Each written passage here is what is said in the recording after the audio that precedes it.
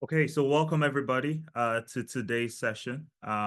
This message is for This is a session that we've had in the works for a long time now. And initially, it was a session that was meant for our internal students, but we thought we'll open it up and provide everybody that has been wondering, everybody that has been just curious about everything going on in the market, provide them an opportunity to hear firsthand from a recruiter and get deep insights as to how you can stand out. So welcome. The topic, again, just to make sure we're all on the same page, is how to stand out in a saturated job market in 2025. So we've heard a lot of things about the job market. Whichever direction you face, people are saying different things. Some people on the call are making their own individual observations themselves about the job market. Ultimately, today's session is to help you make some sense about what's going on in the market, and more importantly, to share with you deep insights as to how you can position yourself in order to stand out, because it's really important that you separate yourself from the crowd. And today's session is geared towards enabling you do that. And we have a special guest who is here with us, who I'll introduce in a second, who will be sharing deep insights, because this is what he does day in, day out. So come Monday morning, he's going to go back into the office and this is what he will do. So it shows you how relevant the knowledge is going to share will be, and more importantly, how instrumental and practical it is for you. So our promise for today's session is that we're going to share with you the state of the job market. We're going to share with you practical strategies on how you can stand out, regardless of the field you're in, regardless of your background, regardless of your journey so far. We're going to share with you strategies that you can implement today, not, you need to wait for weeks. No, like it's literally after this session, you can start implementing some of these strategies. Okay, and then we're also going to answer your questions. So I know a lot of people emailed us to ask questions and to, share their expectations. That's fantastic. We're going to answer all those questions right here today. Okay. And then also we do have our way of helping. So for those that are interested, we can share how we can help as an organization and provide some discounts as well. So before we dive further, can I just double check and kind of gauge the room? Where are people joining us from? So please, can you put in the chat where you're joining from? I know people registered from different parts of Canada and different parts of the world as well. So I can see Winnipeg, Canada, Ottawa, Toronto, welcome. Montreal, I think Mark from Montreal, welcome. I've got Marcel from Toronto. I've got Erin from Calgary, welcome. I've got Nick from India, welcome. I've got Uzo from Philly. Oh, that's US. Welcome, Uzo. Ash from Edmonton. Okay, welcome. It seems like we have people from different parts of the world, predominantly Canada. Sheon from Kitchener. Welcome, Sheon. Okay, so this is fantastic because our special guest is based in Canada, has a lot of knowledge of the Canadian job market, but more importantly, has knowledge that is relevant even outside the Canadian job market. So for those that are outside the market, you would learn practical tips that you can take away literally today and start standing out in your job search. Okay, so a couple of things before we kick things off. A word of advice. It's because of how practical and how strategic what we'll be sharing is, we strongly recommend that you minimize distraction. So if you can move to a quiet place, turn off your phones, put them to one side, because the information we're going to share over the next 90 minutes could completely transform your life. So please minimize distraction and kind of let's dive into it and make the most of this experience. And then secondly, please can you use the chat box to ask your questions. The whole idea is that we know people have lots of questions because we've literally been bombarded by questions. So we want a situation where all these questions get collated and all these questions get answered. So we have our special guest, we've made provision for a Q&A where we'll answer all of these questions. So please use the chat feature to ask all your questions. Okay, so I know a couple of people will be wondering, who is this session for? So like, am I in the right session? So I'm going to kind of share with you who this session is typically for, who will make the most of today's session, and you can gauge whether you're in the right webinar or workshop or not. So this is for any fresh graduate or any international student who is trying to go into the market or already in the market, and you've been applying. You're not getting the sort of response you expect. You're not getting the sort of attention you expect. So if you fall into that category, then this is 100% for you. And in some cases, you have people that are overwhelmed with the competition. So sometimes you see a job application on LinkedIn, and then in the next 24 hours, you see 200 plus applications and you're wondering what's going on. So if you want answers to those sort of questions, you're in the right place. Or perhaps you could be a former professional. So maybe you built a career in another field like banking, teaching, healthcare, and now you want to transition into a new field, maybe tech or any other field. And you're wondering, how does my existing skills, like where do I even start from? How does my existing skill help me? Is it even relevant to start with? This session is 100% for you. Or maybe you're a new immigrant with lots of experience from your home country, and now you're struggling to find the right role. I had a friend who we spoke about this yesterday. So he has depth of experience from his home country, but the challenge is that he has been applying for jobs and still no way. And I had a look at his resume, and instantly I could see why. So maybe you fall into that category and you're wondering what's going on. This is the session for you.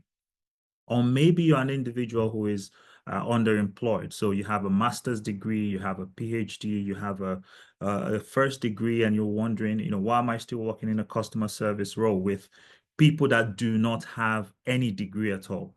Excuse me. Or maybe you're just, stuck in a role for a long time and you feel like you have the capacity to do more. You feel like you have the ability to do more.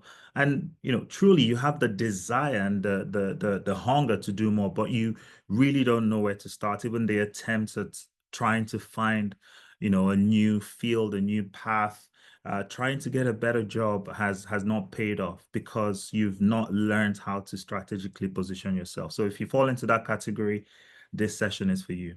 And maybe you're just someone seeking a change in your career, right? So you've had enough of whatever you've been doing for the past 5, 10 years, and you feel like, I feel like I'm better. I feel like I need to transition.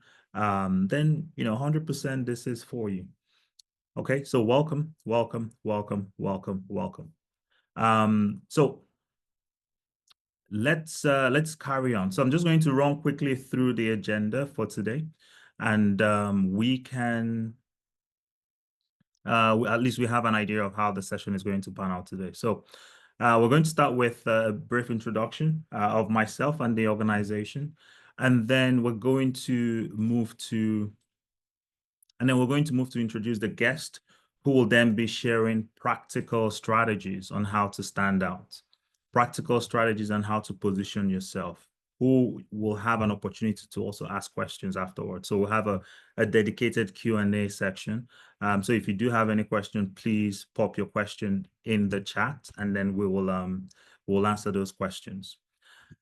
And then also we're going to talk about, for those that are interested in working with us, we're going to talk about how you can work with us, and we're going to share our offer. And, after that, we'll wrap things up. Okay. So welcome everybody. So first things first, a little bit about us. So a little bit about me, actually. My name is Stephen Adindu, and I'm the lead coach and founder of the Career Accelerators. So this is an organization that is focused on helping and hand-holding non-tech professionals as they transition into fantastic tech roles. So I have over 15 years experience in this space. And over time, I have helped over 500 people transition seamlessly into fantastic tech roles. And these guys are doing extremely well right now. One thing I want you to pay attention to is the progression in terms of certification. So my first certificate within the tech space was Prince 2, which I obtained in 2011. Which is 14 years ago. And since then, I have progressively upgraded myself and obtained different qualifications, which positions me to help and handhold people. And I've been doing this since actively since 2014. But as an organization, we started in 2018, and we've been helping people make this transition. Okay, so that is a little bit about me as an individual. And one thing I always say to people is that I have seen and helped people in completely different scenarios. Like I've seen it all, basically seen it all in this industry. And about the Career Accelerators as an organization. So we are an endorsed IIBA education provider. Our mission is to provide a sure path to your career success. So we understand, the unfortunately emails. We understand that you don't have relevant work experience. We understand the conundrum that job seekers face. For example, you're applying for a job and they want 5 years experience, but how will you get the 5 years experience if you do not have the job? So we understand all the challenges, practical real life challenges that we all face, and we have solutions to solve those problems and help individuals navigate through those challenges and the conundrum. Okay, so just briefly, I'm going to talk about some of the programs we offer, and then I'm going to introduce our special guest for today, who would share very deep insights with us. I'm excited to even learn for myself so I can take it back to my team. Okay, so the courses we offer, so we have fantastic coaching programs in the area of business analysis, project management, agile scrum master, cybersecurity, software development, and others as well. But these are some of the highlights. We have these programs that are 12 weeks, and they help you completely transition into these tech roles. So regardless of your background, regardless of what you've been through so far, regardless of if you've tried to transition before, I promise you, after our program, you will not have to join another program. Okay. Sorry. So with that out of the way, let's talk about the tech industry a little bit. So a lot of people have heard about the tech industry. The reason why I'm introducing the tech industry is to help everybody have an appreciation of what the tech industry is all about, and how huge this area is. Now, the advice and the practical insights we're going to gain from today's conversation cuts across industries, regardless of your background, regardless of which industry you find yourself in, regardless of what you've done in the past. It literally cuts across industries. So we're going to introduce the tech industry and provide everybody with an appreciation of the tech industry. Most of the organizations that we know today are tech companies, and for example, we're using Zoom, which is a tech company, right? Some people work from home, and it's all enabled through tech. So tech is completely changing the game. A lot of people have heard about AI. A lot of people have heard about blockchain technology. A lot of people have heard about all quantum computing. This is all technology. And before we know what's going on, we'll probably be able to, interact without cameras, have some sort of hologram and things like that. Anyway, but the tech space is undergoing a major shift, and that is affecting every single thing we do as human beings. There's some key facts that I want to point out, just for everybody's awareness, just to help you understand how huge this area is.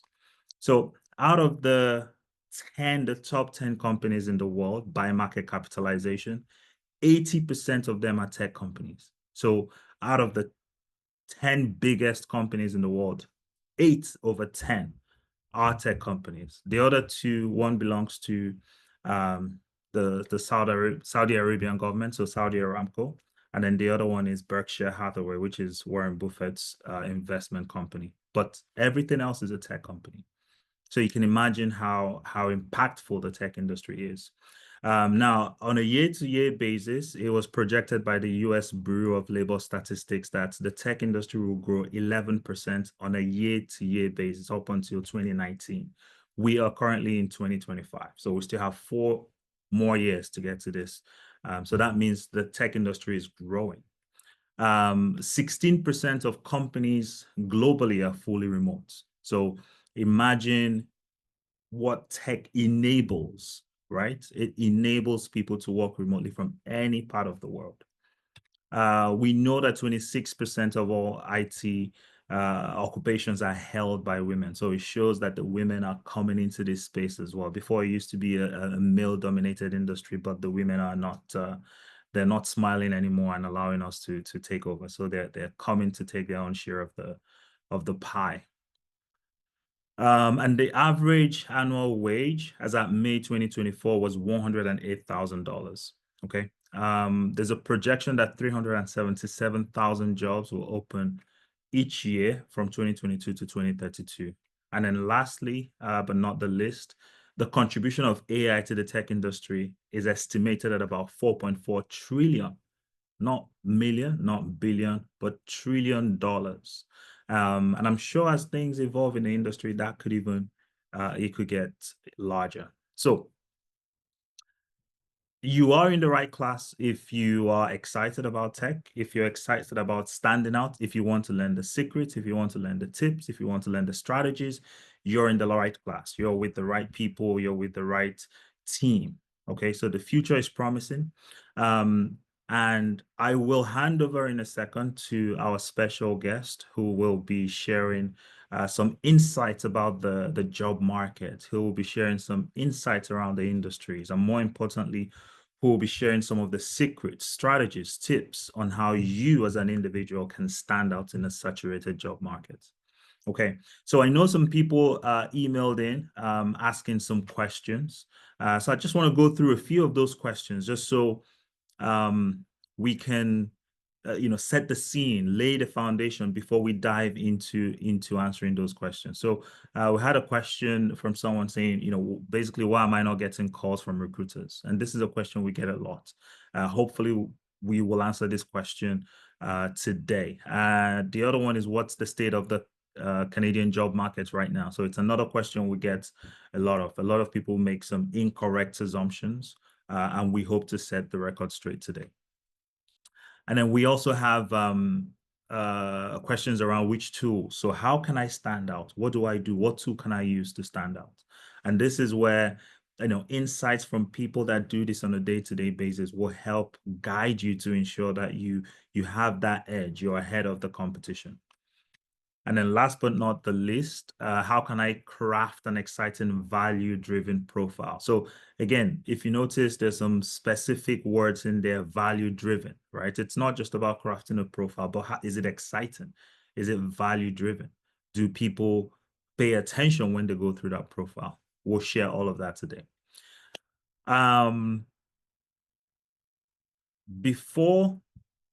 Oh, and by the way, we already have our special guest in the house. But before I hand over the baton to him, there's something that I always like to talk about. And this is something that I have experienced personally. And I also know a lot of people experience in different ways, in different shapes, in different forms. And I just want to kind of touch on it a little bit and then hand over, because some people might be thinking, oh, but like, how do I go about this, right? I really desire this. I really want this. I really want to stand out. I really want to learn about the industry. I really want to improve. I really want to make more money. I really want to, I want recruiters to chase after me. Some people actually have 2, 3 offers. Why can I not get those offers? Why can't I get to that point? Some people might be thinking, I have a master's, I have a PhD. We've seen people that have PhDs and still doing customer service. And some people might be thinking, I have this, like, why can't I become this person that is so much in demand? That is the goal of today's session. So regardless of what your motivation is, because I know different people have different motivations. For some, it's you want the opportunity to work from home and spend more time with family. For others, it might be that you have some qualifications that you're not using. And I know, and I've heard a lot of people that have some fantastic qualifications, but then when they create their resume, they have to downgrade their resume just so they can fit into a particular role. You don't have to do that anymore if you know how to position yourself. Some people might be, I want to build a professional career because, I'm doing, let's say, post PSW, which is personal support work, and there's nothing wrong with doing that, but it's not a sustainable career, you see, especially when you have degrees, you have masters. Some people even studied abroad, and it's not counting, right? So, regardless of what your motivation is, what I would strongly suggest you do is, as our special guest is speaking, if you do have any questions, please put it in the chat.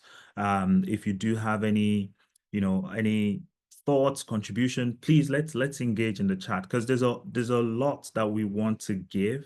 But we can give even more if you ask us questions and if you kind of share ideas that we can talk about and ultimately just have a good time today. So, do we have a deal before I invite our guest? Can you just put in the chat yes, or just so I know I'm talking to the right people? Okay, so yes, yes, yes. Beautiful, beautiful. Okay, let's go. So, without further ado, I will invite our special guest to join us. So I'll start with a little bit of an intro, and then I'll hand over the mic to Bona. So, Bona has been in the recruitment space for over 10 years. So this is actively recruiting day in, day out. This is his job. So some of you may even apply for a job and then the person you speak to is Bona. So this is what he does. And like I said before, come Monday morning, he will go back to the office and this is what he will do. So whether it's regarding strategies around identifying the best candidates, or whether it's around mistakes that he sees people make on a day-to-day basis, or whether it's around some of the tips, tricks, strategies, things that you can do just to give yourself a little bit of an edge over everybody else, or whether it's even the state of the market. So like, where is it happening? Where is the action? We're going to learn all of that today. So, Bona is a registered professional recruiter, which is a highly coveted designation in the industry. So, he is bringing all of that knowledge for us. So, hi, Bona, welcome, and thank you so much for making out the time to join. Thank you very much, Steve. I think somehow my camera won't come on. I think it's disabled by the host, it says, so maybe you want to, reactivate it. That's fine. Yes, so if you should Okay, get an instruction now I think to. it's on now. Yes, it's on. Beautiful. Thank you. Nice to meet you. Okay, well, I mean, Steve, thanks for that, all that good stuff that you put in out there. And of course, um, just want to let everybody know, I'm just down a little bit with cold, but I couldn't, shy away from this. This is something I enjoy doing. And honestly really, really enjoy this. And of course, I see a lot about myself on there. Got about 10 plus years, going to my 12th year or 13th year, in terms of recruitment or talent acquisition. I've been in almost every industry, telecoms, of course, energy, construction. I'm presently right now in manufacturing, automation, control space, software. I lead the talent acquisition in Canada business. I also support about 15 states in the US for the company I work for right now. But before that, I've been an engineer within the IT space. So if you're in that space right now where you want to transition into IT, or you want to transition into another career and you are here right now, know very well that people have done exactly what you've done before. People have been able to move from one career into another. And I say I'm one of those few lucky people who have been able to see best of both worlds. Being an engineer, being an IT professional, and then coming in to become a talent acquisition partner. That means I can actually change two. Honestly, you don't need one to enter the other one. You don't. You need to be in that HR space for you to be a talent acquisition partner. And then you need to be an engineer or IT or science space for you to be an engineer. So I've been able to do both with the career I've seen. And I'm going to do this till I probably, die in terms of, recruitment. Now, my job here today, I don't know if I'm in control of this slide, Steve. No, you're not, but it's just, Okay. you know, All right, I will let you know. I'll let you know once I want to move. Okay, so my job here today is, just talking about how you can stand out in a market where there are a lot of competition. When I make competition now, competition is not in terms of companies. Competition is in terms of talent. Competition is in terms of like maybe if I put out a job, I can tell you what I did on Wednesday. Today's Wednesday. No, on Tuesday, I did put out a job out there for a software developer. And when I told the director for the role, I told him, I said, we need to really streamline this to be really sure exactly what we need, because what we have right now, I can assure you that we'll get about 100 application in less than 24 hours. He's like, no, Bona, I'm like, no, we are not going to do this. We're going to work this way. But guess what? Even when I streamlined the job application, I had, as I speak to you right now, this was on Tuesday. I had to stop the posting yesterday, on a Friday, on Thursday. I posted it on Tuesday. I stopped the posting on Thursday. Within Tuesday to Thursday, I have 520 applications for software developers. wow. Now tell me, how am I going to go through 500 applications? I'm not going to go through all of them. But let me tell you what will make my life easy. We'll talk about it as we go on. We'll talk more about that. So that's the market where there are a lot of developers. I can tell you there are some of them coming from America. That role is in the US. I'm going to tell you that some of them from the US, some from Canada, some from India, some from Africa, somewhere in Africa, Nigeria, Ghana, anywhere. Now, those resumes are all going to come into a pile. Now, that's a saturated market because the job is there, but we have so many talents chasing it now. So how do we stand out amongst that crowd of 500 people that, yes, I can still see your hand, even within that pile? That's where it's going to be. Steve, next. So next slide. So what we're going to talk about today is, generally looking at the space within Canada. I'm going to try to talk as much because typically what happens in Canada also happens in the US. But there are a lot of things that have changed, right? Because of course there's that is it called the US tariff on Canadian products worldwide, not just Canadian exports, but of course other places in the world. But unemployment rate within Canada itself has rose to 6.9%, and it's the highest we've had since 2024 November. No, but of course, we're not going to talk about the pandemic because we know the pandemic was really very horrible. It was really horrible. There were double digits, job vacancies, or not vacancies, unemployment, as the case may be. But of course, our unemployment right now in Canada is largely due to the tariff on Canadian products or exports by the US. Now, employment rate decreased to 60.8%, just 0.1, right? Down from 60.9 in March. Now, this shows that there's been a decline in proportion of the working age population currently employed within Canada. Now, the net unemployment change is not so bad. We've actually added about 7,400 jobs, about 7,400 jobs, right? In April only. So it's better than what it used to be, but that growth is still insufficient to offset that 89,000 increase in unemployed individuals we have within the Canadian space. All right. So we now need to look at these statistics and know exactly where we need to fall in. Now, this can excite you, this can make you worried, but you now need to know where do you need to be. Now, that's why I enjoyed what Steve talked about earlier on, your mindset, your motivation, right? So you need to know what exactly makes you excited, what motivates you every day when you go to that place of work. Now, certain sectors like wholesale, retail trade, as well as finance and real estate are showing signs of growth, right? So job seekers may find opportunities in these areas, while policymakers and businesses we need to navigate complexities introduced by international trade policies and domestic economic conditions. Now, that's why I said what I said earlier on, that those stats we just looked at could make you interested, or could interest you, or could scare you. Now, again, your mindset. I used to say there's one thing that still amazes me till date, and it will always amaze me. When there's a fire, everybody's running out of the building while the firemen are running into the building. Mindset. When there is a crime, everybody's running out, the police is going in. Mindset.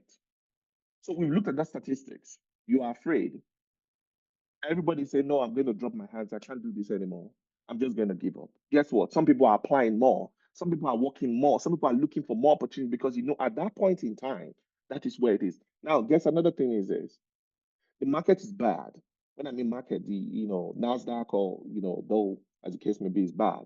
And people tell you buy more mindset. So you need to know exactly what makes you tick.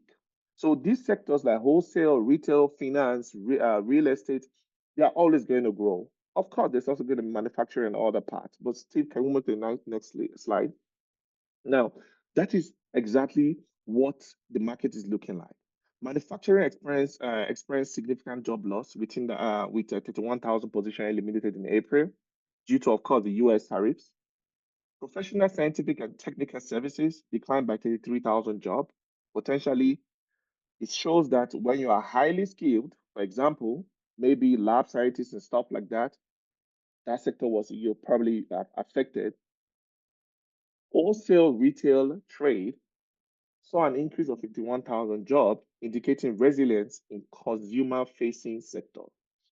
Asif and Steve were talking about something, I think yesterday or earlier today, or some time ago, that the best way for anything is for you to provide service for people.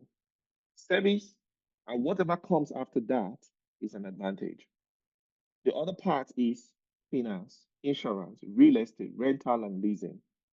About 16,000 jobs were added, reflecting growth in service-oriented industries. You can see what's happening. Service-oriented industries keep growing. Any job that, of course, we need AI, there's a high chance that we're going to be having some reduction there. But not all of us can implement AI. Lots and lots of companies will not implement AI because we can't afford it. It's expensive. Some companies that can afford it will afford it, but other companies might not be able to afford it. But artificial intelligence is still being run by people. So you obviously will learn to know, or sorry, you will need to know how to, implement those AI technologies or AI skills, as the case may be, into your job role. Steve, can we go to the next slide, please? Now, overview of how to stand out in a saturated market, which is my job for you today. We have 500 applicants in a role. How do I see that person I want to hire? Most people, the way they treat job application is like, I will just submit it there and hope for the best. I'm just going to try.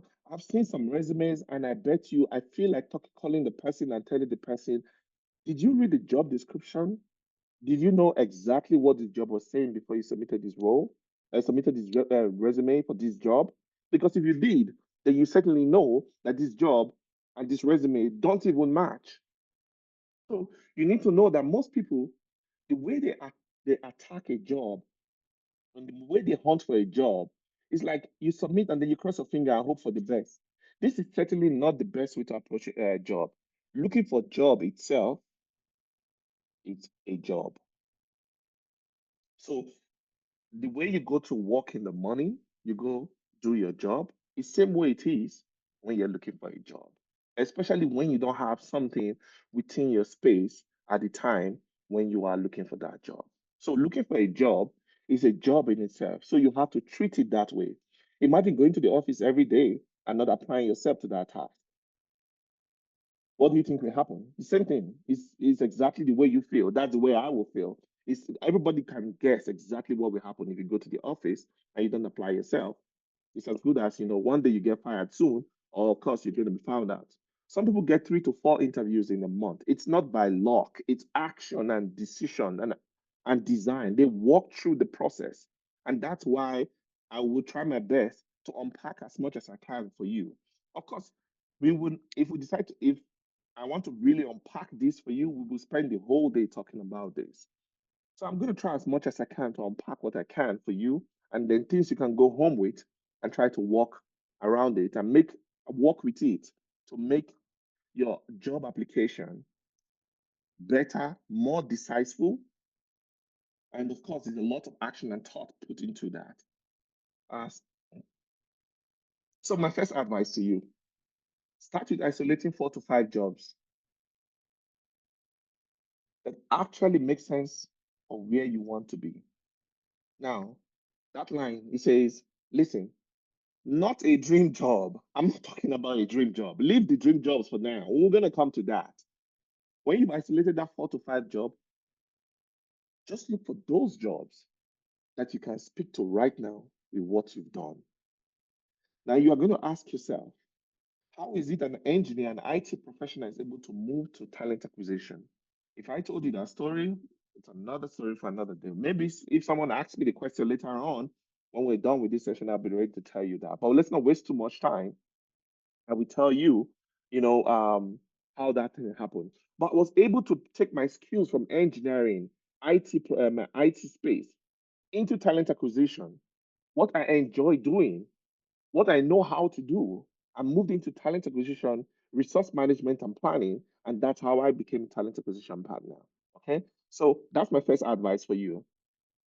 Number two, I think we'll still continue with this advice, and build those 4 resumes, one for each job title. Do not rewrite the resume every time. No running or prompt through ChatGPT, because we will know. Any recruiter that knows his onions knows when a resume came from ChatGPT. Maybe before now, I'll tell you, maybe before now, recruiters didn't used to know because everybody was trying to get used to that AI or get used to ChatGPT, as the case may be. But now we all know. Even the dumbest of recruiters know right now. We're not looking for a resume that sounds good. Just optimize it every time, not rewrite it. Use ATS Fit, JobScan, Resume, Worded, Skill Scanner, Till HQ. These are there are a lot of AI tools there that can help you. Now, the ATS Fit interests me. Why? Because ATS Fit and JobScan, they're almost, in fact, all of them are almost same thing. But the interesting thing about ATS Fit is that it helps you. Why? Okay, so I'll tell you how this works. So for JobScan, you're taking a job, you bring in your job, you bring in your resume, you compare side by side, and then the ATS, as it were, JobScan, which is the AI ATS tool, will tell you the skills that missing from your resume, or those things that they want to see in your resume that will help you make your resume look better in terms of the right skills or the right keyword or the right position for you to be able to get that. So you have to manually go back to your resume and put those keywords, change the words, and then change the length of the resume as things may be, as the case may be on that resume. While ATS Fit will help you insert it. You can insert that as we go immediately. Or when you see the changes, you can put it in. So that's why I probably would say within ATS and JobScan, those are the two first, or the two I would probably recommend immediately.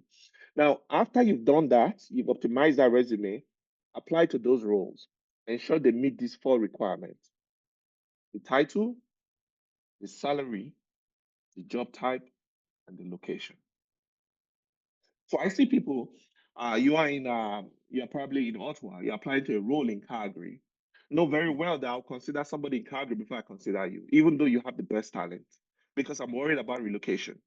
If you are open to relocation, please put it under your resume and say open to relocation, even when your location is Ottawa. So put it right there, open to relocation or willing to relocate. That way, we know that if we see the talent, we're willing to, move you across. Sorry, 1 minute. Give me that. Give me the moment. So we will try.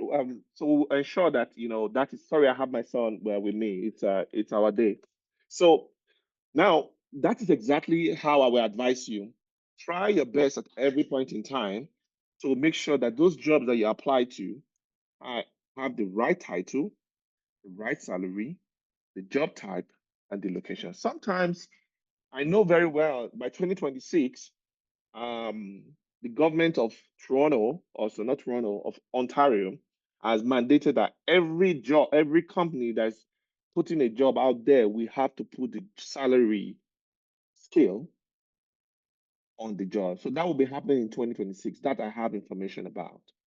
But till now, as I speak to you, at least the end of December 2025, those salaries won't be out there. But you can go, to Fishbowl, you can go to other Indeed, I think Glassdoor also, to check the salary bandwidth. Don't be afraid to talk about salary when you come. But again, be tactful about it. Don't just go shoot shoot by the hip and say, okay, well, I want 300,000, I want 200,000, I want 100 and something thousand. When you know that you're not as good as the best talent for that role, try to be a little bit, cautious. For me as a recruiter, when I talk about salary, I want to see somebody who is willing to say, well, I did some form of research. I see that, typically the price is within this and this, but I'm open to, negotiation. Give or take, I'm probably willing to take this amount of price, but I'm open to negotiation. That is the best way for you to attack, that question. Okay. So then advice number 2, now attack it like a salesperson. I think I saw somebody in the chat that's, I think her name is Sonia McDonald. She sent a link and I quickly just checked it out to see. She came up to me like a salesperson. There's a way salespeople attack sales. Everybody is a salesperson. Everybody. Elon Musk is a salesperson. You have to sell your product. If you want a job, you are a salesperson. You need to know what the product is. So now attack this role. That submission you've done, attack it like a salesperson. Okay. Now follow these golden rules. And Steve, can we move to the next one? This is where you need to really listen very well. Now, mindset. Remember, we talked about that mindset. You are the product. You are the product. Always put that in your mind. You are the product. Just like a salesperson believes in what they are selling, you need to believe in your value. You need to believe in your value, your skills, your experience, and what you bring to that role. Because the only thing that will make you worried about that is if you don't have the skills. That's why we have places like TCA and some other training schools that will provide you with those skills, those value, things that you bring to the table that makes your employer, happy to have you join them. So you need to attack it like, this is me selling myself. Know your target customer. One of my pet peeves when I go into interviews or when I'm talking to somebody is when I ask you, what do you know about this company that you're applying to? And I can tell you that most of the people I hire are those people who have been able to tell me what the company they've applied to does. Because the moment you understand the bottom line of that company, you know already what you can bring to that company. Don't be a lazy applicant.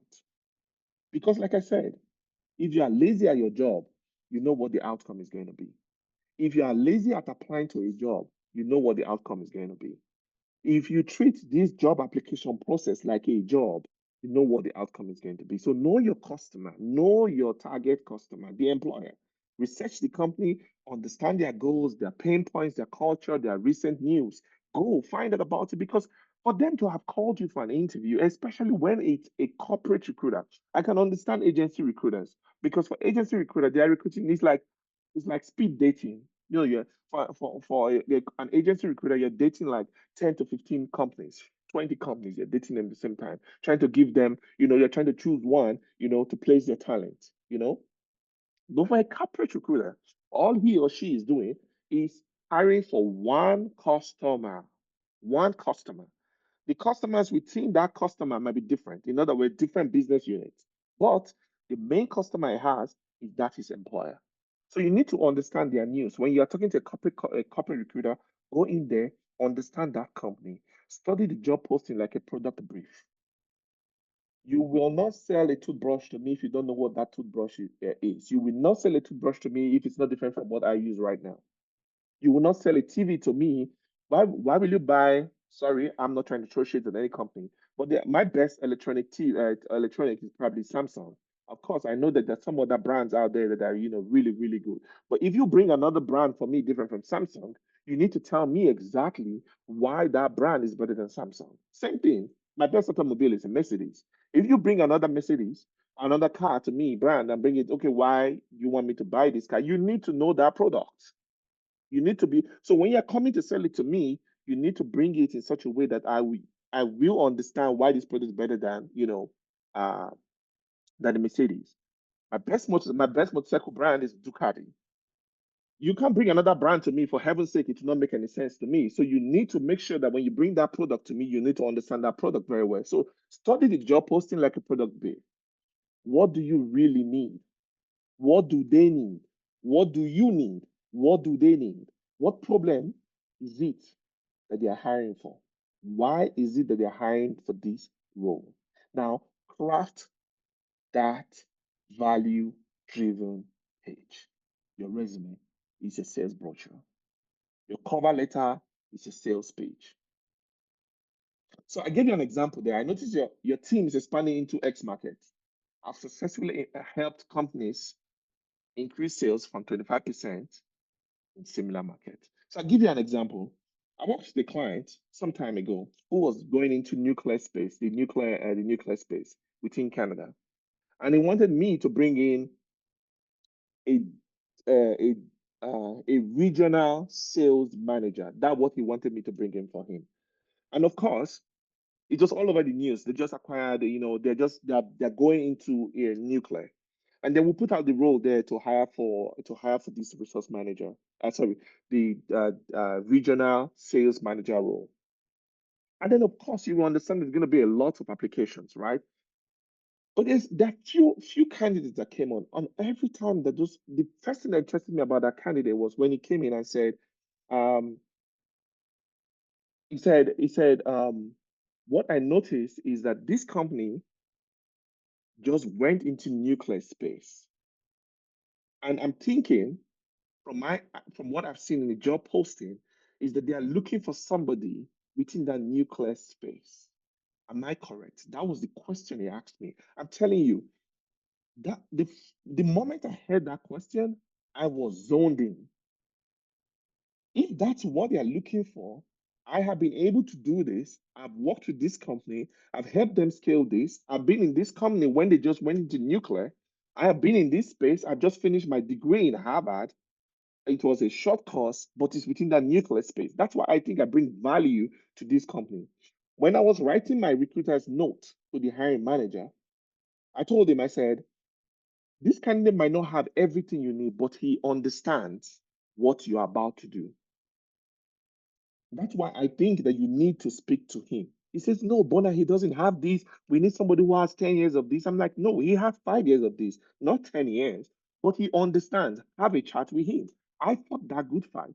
And trust me, we hired the person. So these are the kind of things you need to understand. The value-driven page. You need to add value. Focus less on what or why you want that job. Add more on why or what you can do for them. Because if you come to me and you are talking about why you want a job, we have a problem. But if you tell me what you can do for me or what you can do for the hiring manager, because of course I'm just the talent acquisition partner there, I'm going to take those information to the hiring manager and let them know. So tailor a resume to highlight exactly how your experience aligns with the needs. It's very important. Use a warm approach as much as you can. Okay. Salespeople, they understand relationship building. They thrive in it. That is the most important thing they do. Now, connecting hiring managers or recruiters or someone in the company that you share connection with on LinkedIn, that is where the magic is. I see a lot of people that say, oh, it's connection, it's networking. Yes, it is networking, it is connection. You need to know people. You need to go for events like this. You need to go to meetups. You need to go for webinars. You need to talk to people. You need to leave your comfort zone. Nowadays, we're seeing software developers who can stand up and become project managers. We're seeing software developers that can become VPs because they can sell. Now we're seeing software developers who are not just geeks now, they can talk. You think Elon Musk will sell his product if he can't sell his, we talk about his productivity. He's a geeky guy, but he knows now that he can sell. He has to sell. It's very difficult before you see technical guys go in to become VPs and CEOs. You see the sales guys doing that. It's because that is how they make the money. That's where the money comes. That's how people notice you. You need to be able to connect with people, send a brief message, introduce yourself, tell them why you're interested. Tell them the value you bring to the company. Ask for introduction from someone you know in the company before you apply, if you can, or after you apply. It depends on what the situation is. If they don't respond to you, tweak your sales pitch. If you've spoken to someone in the company before, reference that application. If you're applying to a company, if I'm applying to TCA, for example, to become maybe an engineer or maybe something or a talent acquisition partner with the company, I'm going to say, well, I know Steve. I spoke with Steve about this, and Steve spoke so well about your company, and that's the reason why, of course, I'm applying to this company. So you need to make use of those networks you build. If you stay in your cocoon, you stay in your house, there's nothing going to happen. It's not going to happen. Now look at this in this way. If I'm going to get, if you're a young man, a young lady, a young person, and you want to get married, you sit in your house, you don't go out of your house, you don't have friends, don't think you will have a partner. It's as easy as that. So if you want to be practical, that's how you put it. You are the market, you are the product, you are the value. If you don't put it out there, nobody is going to see it. That's why they tell you have internet presence. If you don't have that presence on the internet, nobody's going to see the value you bring onto that market. So it's very important. Steve, can we move to the next one?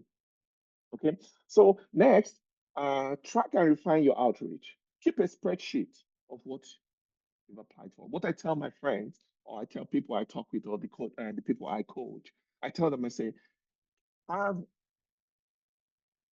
a file, a folder. Inside that folder, have separate folders. So if you apply to Emerson, you apply to TCA, you apply to Meta, you apply to Cenovus, or you apply to whatever, RBC, each of those files, we have the name of the company, the job description, and the resume you used to apply to it. So if RBC calls you and say, oh, hey, hi, Bona, we came across a resume. We would like to have a chat with you. When are you available? Bona says, "Oh, I'm available on Tuesday morning at 9 to 10 in the morning." And you and the recruiter lock up a date and a time. You go back to that folder. You don't, because that job is no longer on LinkedIn. It's no longer on Indeed. It's no longer on Dice. It's no longer anywhere. You can't find it anymore. So you don't even know how you applied or what resume you used to apply. But you can go back to that your folder, and bring it out. You see the job description, and then, of course, you have the resume. You can speak to that job when the time comes. If you're not getting responses, like I've already said, tweak your pitch. Just like how a good salesperson would adjust their approach, right? So look for all of that.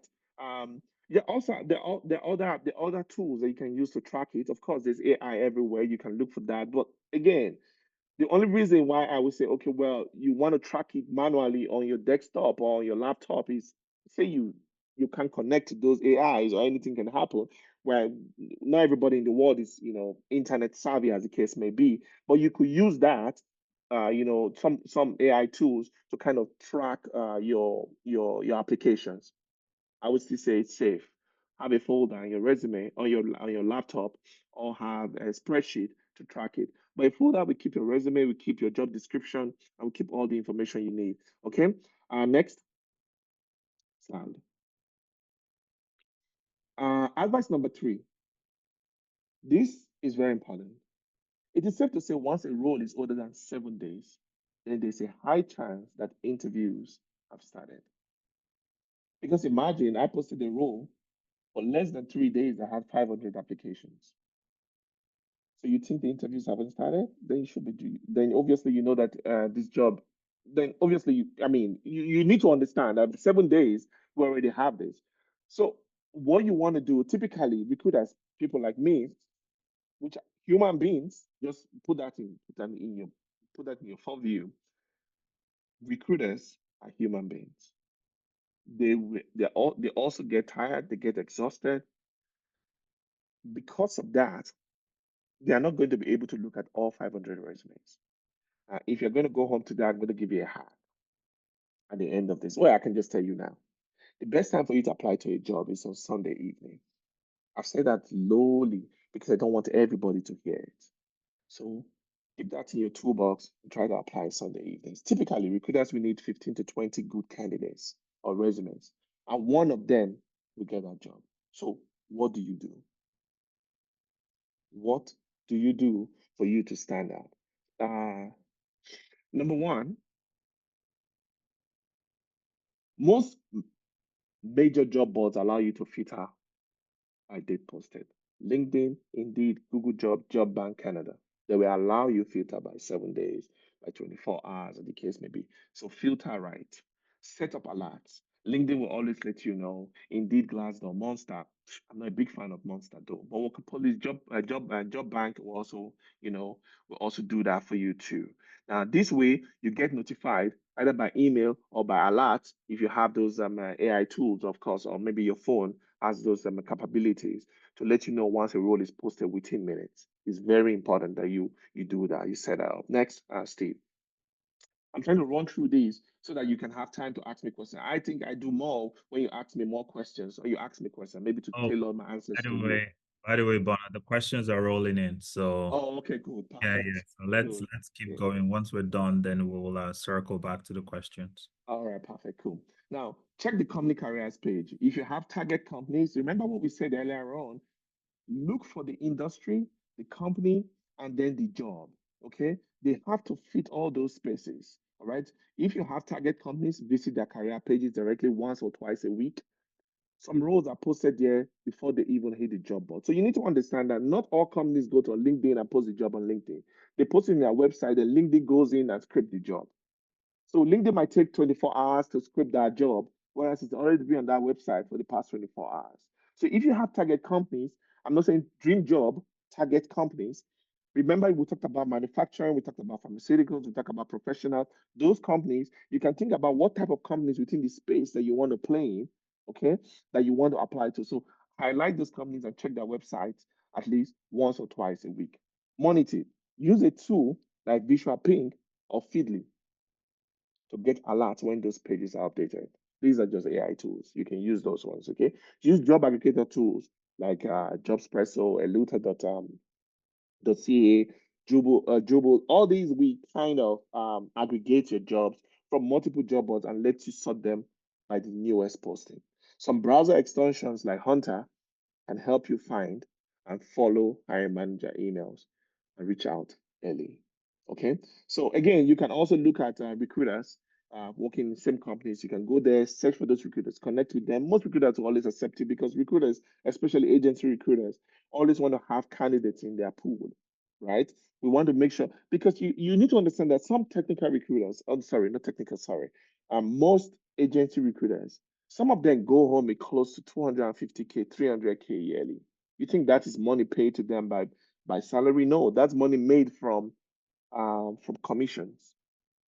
So you need to understand that the way they are looking, the way you're looking for a job, the same way they are looking for you. So for them to go home and going home with 250 grand, they need to place you in a contract or place you in a permanent role. I'll give you a typical example. We just hired somebody, and I think you guys mentioned it. And for us, for that agency that helped us to fill that role, for one person, we're paying that agency $13,000. One person, full-time role. Now, if we're paying that person $13,000, if that recruiter with the agency are sharing it 20-30 or sorry, 50-50, then you can divide $13,000 by half, and that the recruiter takes half, the company takes half. Now, if she has 20 of those people in a contract, you can actually imagine what has happened in that year for her only, minus her base pay. So if you're in a niche industry or location, also consider Facebook job groups, Reddit job groups, Slack communities that are related to your field. There are other groups like Discord, design bodies, alumni groups, meetup.com, professional associations like IEEE, IIBA, and all those kind of associations. They have their own connections. They also have resumes. They also have requisitions or job postings before they even hit the market, before LinkedIn sees it, before Indeed sees it. Canada's top employer jobs are posted on eluta.ca, often directly from company websites. Well, I don't think we use them in my company, but of course, LinkedIn is a very good source for the company I work for. TechTO, Startup North, Van Hack, for those interested in startup PMBA or data analyst roles, you can go to those places and check. And then, of course, there are many more, many more. Advice number 4, don't burn out by wasting time applying to every job. I see people, they apply for everything. They apply for everything. You need to understand that you need to choose the right job and apply for that job. Because if you keep on applying and applying and applying, you're not getting that call back.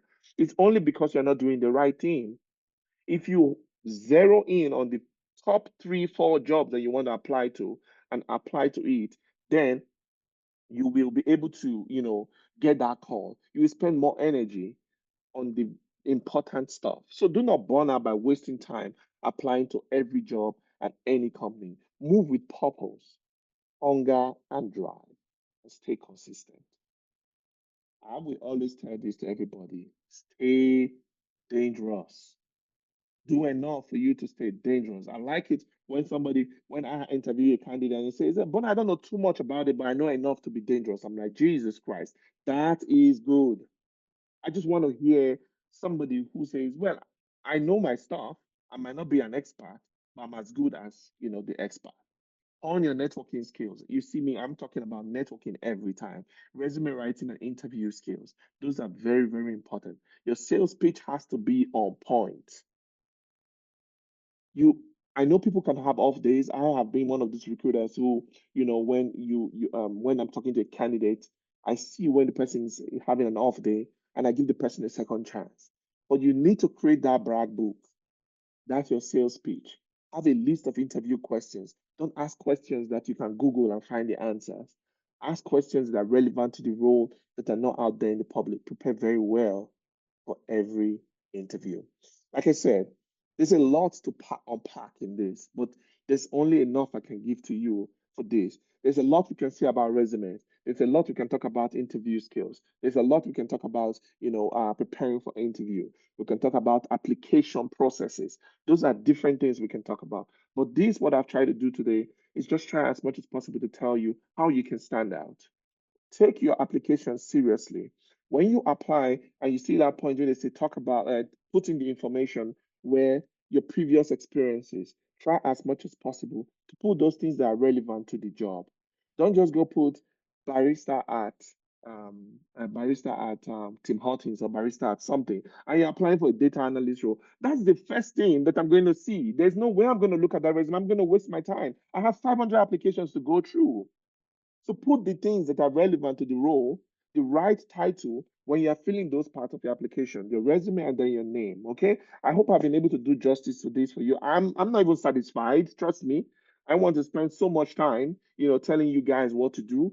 But I hope that this has, kind of helped you a bit and channel your attention and your eyes towards the things that you can do to make you stand out when you're applying for that job. So thank you very much for your time. Steve, I'll leave the next to you. Oh, always, always, always. It's an experience. Just listening to you talk, listening to you share ideas, listening to you literally pour your heart out. It's always an experience. And I know you said something, but there was no response from the chat. So guys, was that helpful? Yes or no? If you can pop that into the chat, that would be excellent. By the way, we had lots of questions, Bona. We have lots of questions, and we're going to go through them. And thanks for, the timely end as well, because this is not the first session we're having together. So I know some of these conversations could take, like, resume alone is almost like 3 hours, right? Whether it's how you structure it, how you position it, how you tailor it. And then we go into LinkedIn profile, which is another 2 hours, and then we go into application itself. So but the fact that you were able to just take all the knowledge, pack it into this limited time, that was excellent. I learned a lot. And I'm going to open it up. We have lots of questions, and some more are coming. But one of the things that I want to do as we get ready for the question is I want us to take a quick poll, because again, for us as an organization, we believe strongly in feedback, and we always want to get better. We always want to figure out what's working, figure out what's not working, just so we can keep providing value. Because most people on this call may be immigrants, or may have come to study in the country, or may have come through different journeys, and some of us share that sentiment as well. That is the sort of background we have as well. So we understand these challenges because it's the same, and our goal is to do as much as we can through some of these forums to plug those gaps and help other people succeed as much as they can succeed. So if you can take maybe a moment, probably a minute or two, these are very quick questions, just to give us a little bit of feedback around the webinar itself, so we know how valuable it is. And please, the more honest you are, the better for us. More especially, there's a section or there's a question within the poll where we would like to know what would you like us to improve on? Are there other topics that you'd like us to cover?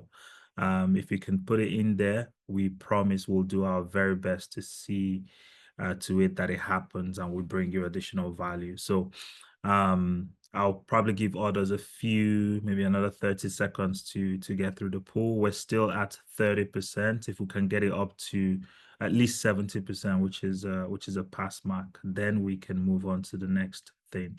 But whilst we're doing that, there was a question from Chris, which is around $108,000 a year income in what market and which currency. So this was from the US Bureau of Statistics. So it's an average across multiple tech industries or tech companies or tech roles. So it's the average that a tech expert earns in the US. So again, you can look this up. It's US Bureau for Statistics. That has all the information, and it kind of goes into a little bit more detail and shows you for different roles. So whether it's business analyst, whether it's cybersecurity, whether it's project manager, it shows you the rate for the different roles. Okay, so we're up to 55%. So maybe I'll just leave it open for another 30 seconds. So there's a question from Ash. Oh no, before the question from Ash, there's a question from Taiwo. And Taiwo's question is, what section of the resume can we insert open to relocation? So Bona, when you spoke about the concept of inserting that you're open to relocation into your resume, what section would you suggest that they put that information in? Yeah. So right at the top you have your name. Right under your name you have your location, your phone number, your email, your LinkedIn. Just beside your location, open a bracket, open and close, and slide it in there and put willing and open to, or you can use open to relocation. That's the best way. Or you can say willing to relocate. That way we know once we hit your resume that you're open to relocation. Nevertheless, there's another hack to that. If you are open to moving to Calgary, for example, and you live in Ottawa, you can actually submit your application like you live in Calgary. That is the sweetest way I will advise you to do. But if you can't do that, then on your resume, put Ottawa and in bracket open and close, put open to relocation. Okay? Thank I you. hope that answers your question. Yeah, no, that's fantastic. Thank you so much. And Taiwo, can you just quickly maybe type and confirm if that answers your question?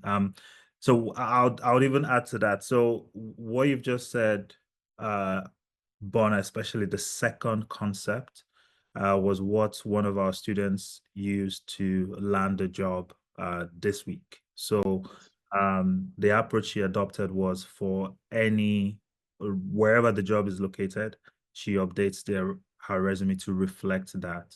Location.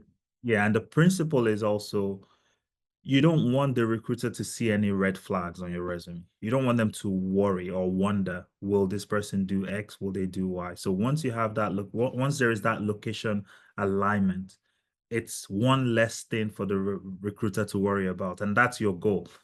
Just give them one less thing to worry about, right? Because to your point, if they have 500 resumes to get through and they've seen like 5 good ones and they see yours and it just doesn't speak to them, they're putting it to one side, right? So no, but that's a really insightful hack, Bona. Thank you so much for that. Okay, so let's go to the next question. By the way, I'm going to close the poll now. Thank you so much, everybody that took out the time to contribute. Really, really appreciate it, because this is the channel through which we improve and we continue to provide value, because we are a value-oriented organization. So thank you so much. So the next question is from Ash. This is a little bit long, but I'll read it out anyway, Bona. So what should one do if there are gaps in their resume? What do you do if your last employer refused to pay you for the good work done, but you have a manager there for a reference? Do you still put the manager's name on your resume? I don't understand that. So are those two separate questions in one? It's all one question from one person, but I think let's start with maybe the first one is, what do you do if there are gaps in your resume? If there are gaps in your resume, there's nothing you can do. There are gaps. So, well, the best thing for you to do is it depends on how recent the gap. If the gap is in the past, then you probably don't want to talk about it. You want to go, and talk about the most recent relevant roles that are important to the job that you're applying to. If the gap is a recent gap, say for example, maybe your last job was in 2023, so we have 2024 1 year gap, you can fill it up in your education with training, events, with webinars like this, or going for training, like maybe your kind of training, TCA training, or maybe any of other form of training. You can fill it up, fill that gap. So within that space, you could say, okay, well, if they ask why do you have that gap, you could say you went for more training within this period and you're working in a niche industry. That's if you're actually in a niche industry. But if you're not in a niche industry, you could say, well, I just went back, to get more education, more knowledge, and then I'm coming back now to apply. We have some situations where it's mothers, where mothers have to, or maybe even fathers go, they have to raise their kids, so the case may be. And those times you can actually speak about that. But just don't raise kids and then don't do any form of updating yourself. That's where the red flag is, where you've done nothing the past 1 year. We can understand you're raising family or something, but try to get some new training, new technology, something new to help you out. But if you have it, then you have it. There's nothing we can do about that. Okay.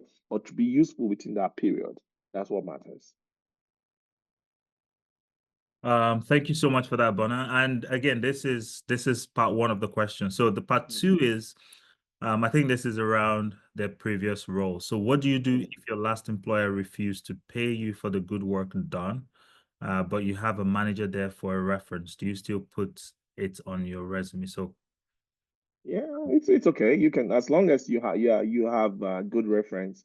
So I don't know what you mean by pay. If you say pay in terms of money, then that is left for the legal system or the workforce system. That's left for you and them and everybody to figure that out.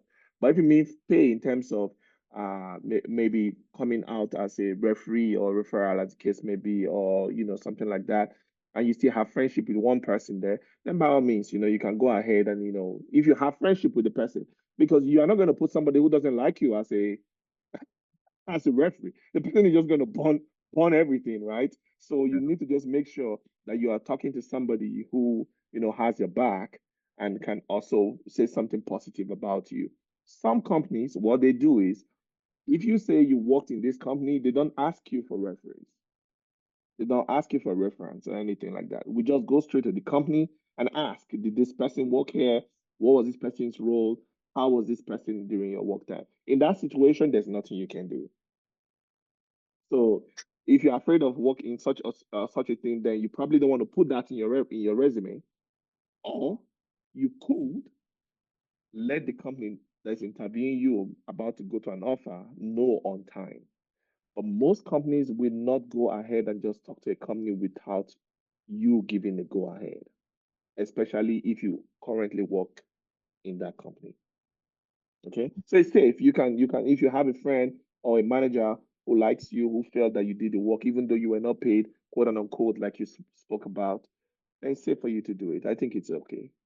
I still have a company I worked for 6 months. I myself, I'm a manager. I just felt that his style of management wasn't good enough, and I walked away. I still use him as reference sometimes, and he tells me like, "Bona, thank you for the time you were with me, but I know it didn't work. It's just our style did not work, right? It's where it is." okay.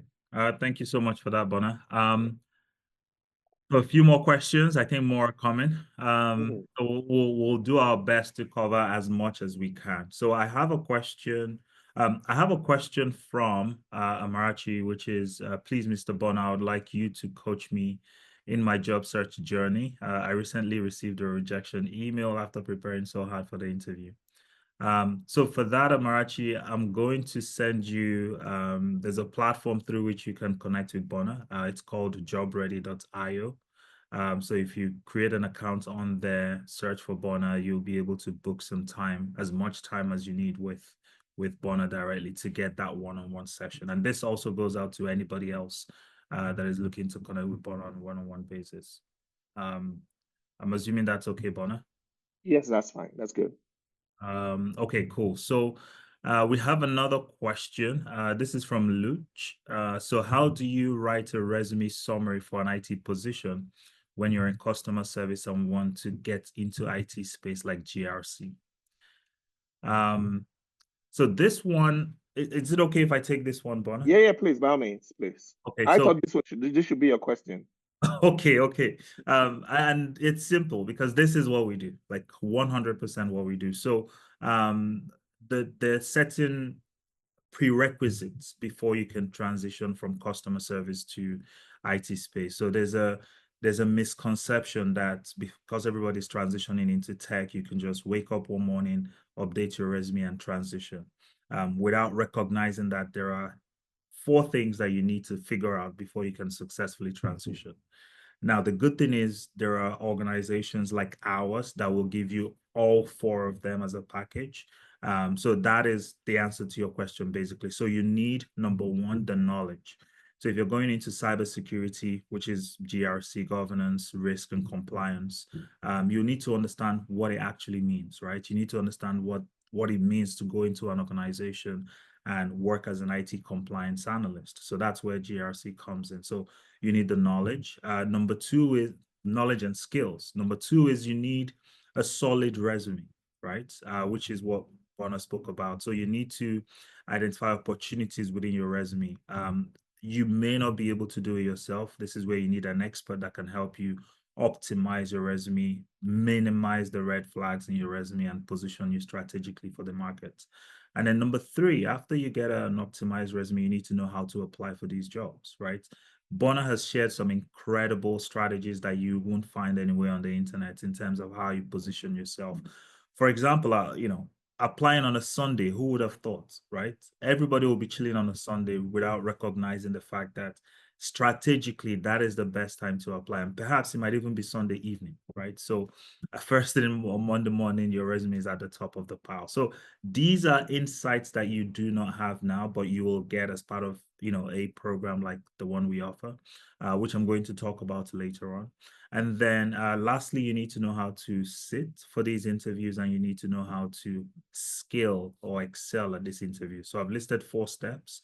Number 1 is you need to get the knowledge. Number 2 is you need to optimize your resume. Number 3 is you need to know how to apply for these jobs. And then number 4 is you need to know how to stand out at these interviews, right? So with all of these, it's a seamless transition for you, Luch. So we're going to talk about this a little bit more later on. So I would suggest you you hang around so we can just to get the answer to your question. There's another question from Ash. So if the poster asks for a certificate and you have more education, do you put what you really have or downgrade it? I don't understand. If the job asks for a certificate or a certain education and you have more than it, do you Yeah, downgrade? so you have more. So basically, it's you have more than is required. Yeah. So this is what I advise people. There's some jobs that you don't mind putting your PhD there. Then some jobs that you don't need to put your PhD there. For example, if you're applying to for example, we talk about GRC, for example. If you're applying to be a senior GRC personality specialist or something like that, and you do have a PhD in something like that, I would think that you want to leave it at master's. I would think so. But if you're applying to a role, for example, that has a lot of research involved in it, for example, maybe an embedded software developer, for example, or maybe even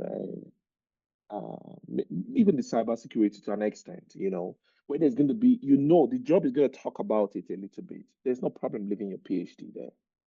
I think for every job that you apply, as long as bachelor's is needed, you can leave your master's on there. Shy away from your PhD, leave your PhD out of it. But if the job includes research, then yeah, you can add a PhD. That's my advice to you. I have found out through my years that PhD candidates, or sorry, PhD holders who are candidates for roles actually know what to do when they come for interviews. They actually know because their life is built on research. So Yeah. they research everything about a job before they come into that interview. So sometimes they end up talking about the fact that they are PhD holders, even when their resume doesn't even show that they have PhD. And then they spill. And that makes a lot of sense to me when we start having that conversation. But I found that most of those guys, for them to be successful, they have to be in roles where they have to do some form of research. So yeah, don't put your PhD if it's just a BA role, if it's just a project manager role, or if it's just maybe a software developer role. You don't need to put your PhD. But if a bachelor's is required, then you can add the master's. It's okay. But if you're applying for a customer service role, you put your master's there. We have a problem. We have because I can guarantee you, your manager probably doesn't have a bachelor's. So you need to be worried, and everybody will look at you like, oh, well, this person is just using this as a stepping stone. And that we want people who just want to come into customer service and see this to be their overall job. This is their dream job for this company. They just want to, take that. Those are the people we're looking for. That we do this day in, day out. They don't want any new challenge. That is their challenge. But when you come with a master's, let's not even talk about the PhD. You come with a master's, we have a big problem. Even though you water that resume to only 5 lines. So you be careful. We're all smart people, so you just know exactly and when to do it. If they require a bachelor's, it's okay for you to add a master's.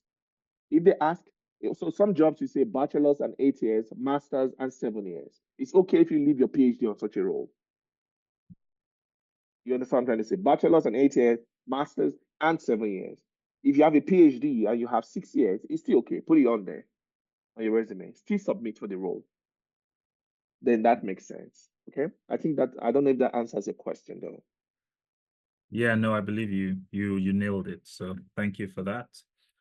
So this question is an interesting one, and it will be great. Like, I'm curious to hear your response to this. So what about ghost jobs that I saw ubiquitous around every corner? So basically you have a lot of ghost jobs. The question also remains, are companies hiring in such an uncertain economy? Are they hiring amidst this hectic job market? Culture of leveraging AI to maximize as much profit as possible, even if that leads to laying off thousands of people? I lost trust in job market. So I think there are 2 questions there that I want to point out, because it's like there's a lot of context around the question. So the first one is ghost jobs. Like, what are your thoughts around ghost jobs? Do they exist?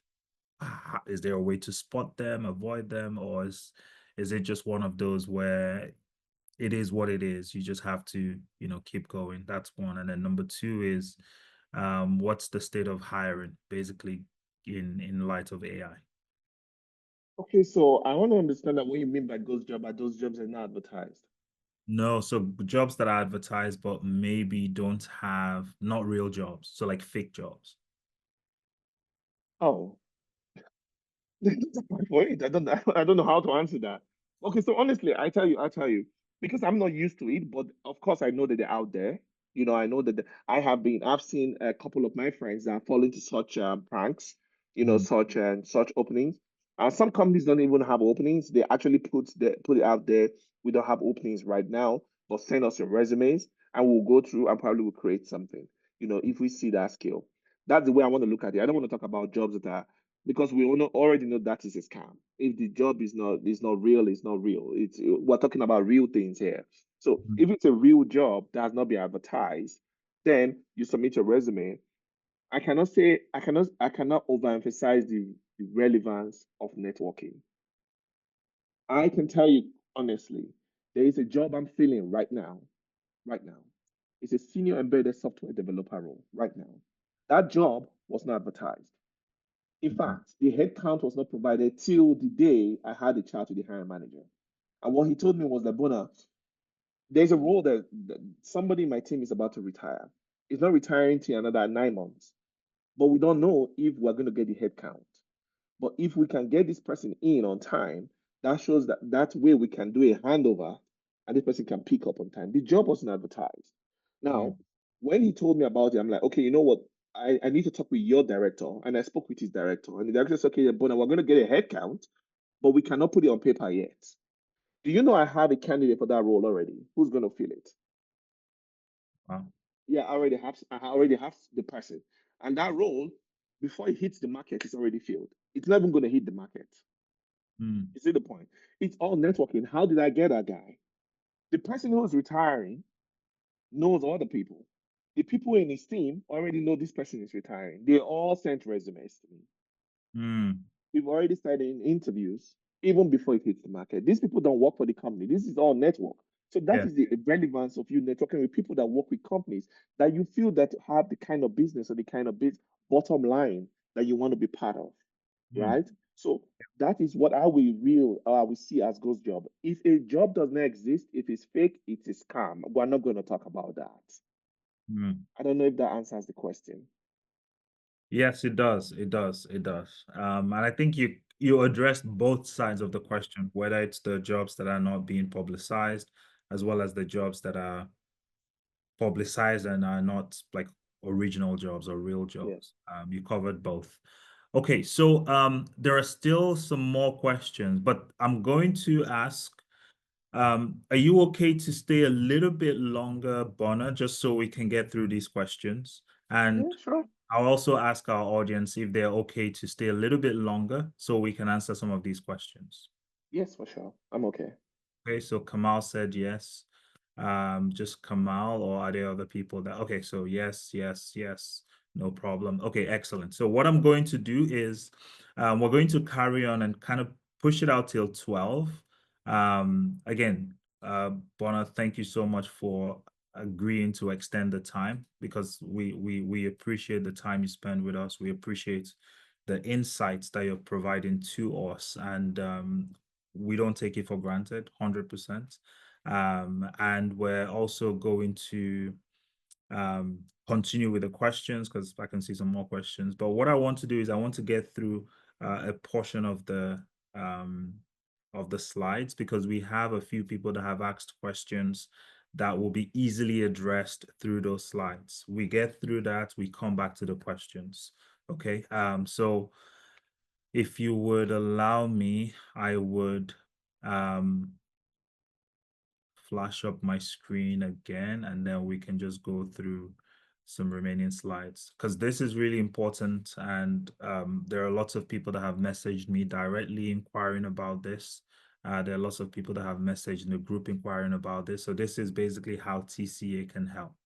And like I said before, we have an organization that focuses 100% on helping individuals become tech professionals. So regardless of your background, we will handhold you through the process. Whether you want to become a business analyst, you want to become a project manager, a user experience researcher, cybersecurity professional, software developer, scrum master, we have the program for you, and we can help you, handhold you through. We work hand in glove with Bona. So all the challenges, all the red flags, we address them before you're ready for the market. Okay. What does our program include? One may ask. So it's a comprehensive program. And once you register, you get number one, comprehensive training. And this training includes both the foundational theoretical elements as well as the practical elements, because as an organization, we strongly believe theory is not enough. We have people that have gone to colleges and they still come to us to get the practical hands-on experience, because You go into an office on day one, they expect you to understand the tools. They expect you to know how to use the tools. They expect you to know the right questions to ask, how to ask those questions, how to position yourself. And this is all you get through our program. We're going to optimize your resume, solving all these problems. We're going to comprehensively prepare you for an interview. You get one-on-one mentorship, and you will also have the opportunity to have a chat with Bona. So Bona is a part of, he is a consultant for us. So he is available and part of the package, all at a very affordable rate. So this is what you get, and a lot more as well. Now, in terms of value, and I want everybody to pay attention to this, in terms of value, this is the value you get from the program. But please remember, this is not the cost, this is the value. So for the comprehensive training, it's 1,500 in terms of value. For the hands-on experience, it's 1,500 as well. For resume refinement, where we take your resume, regardless of the shape, regardless of the structure, and fully optimize it, it's $300. Interview preparation is $200. One-on-one mentorship, where you have somebody that you can reach out to have a conversation with throughout your journey, it's 1,500. And then the chat that you're going to have with Bona, which will not be once, which will not be twice, which will be throughout your journey as well until you get a job. So imagine having access to all the secrets that Bona has to share. Imagine having access to all the secrets that someone like myself have to share. Like, you're almost guaranteed to succeed if you want to succeed. So in terms of value, the total value is $5,500 in terms of value. This is not the cost. We're going to talk about the cost in a second, but value, this is the value you get when you sign up to the program, which is incredible. And this positions you to secure a fantastic six-figure tech job. The person that got a job this week is over $100,000. And this is someone with, I think it's about 3 years experience, hasn't worked as a business analyst ever in her life, and got this job before the end of the program.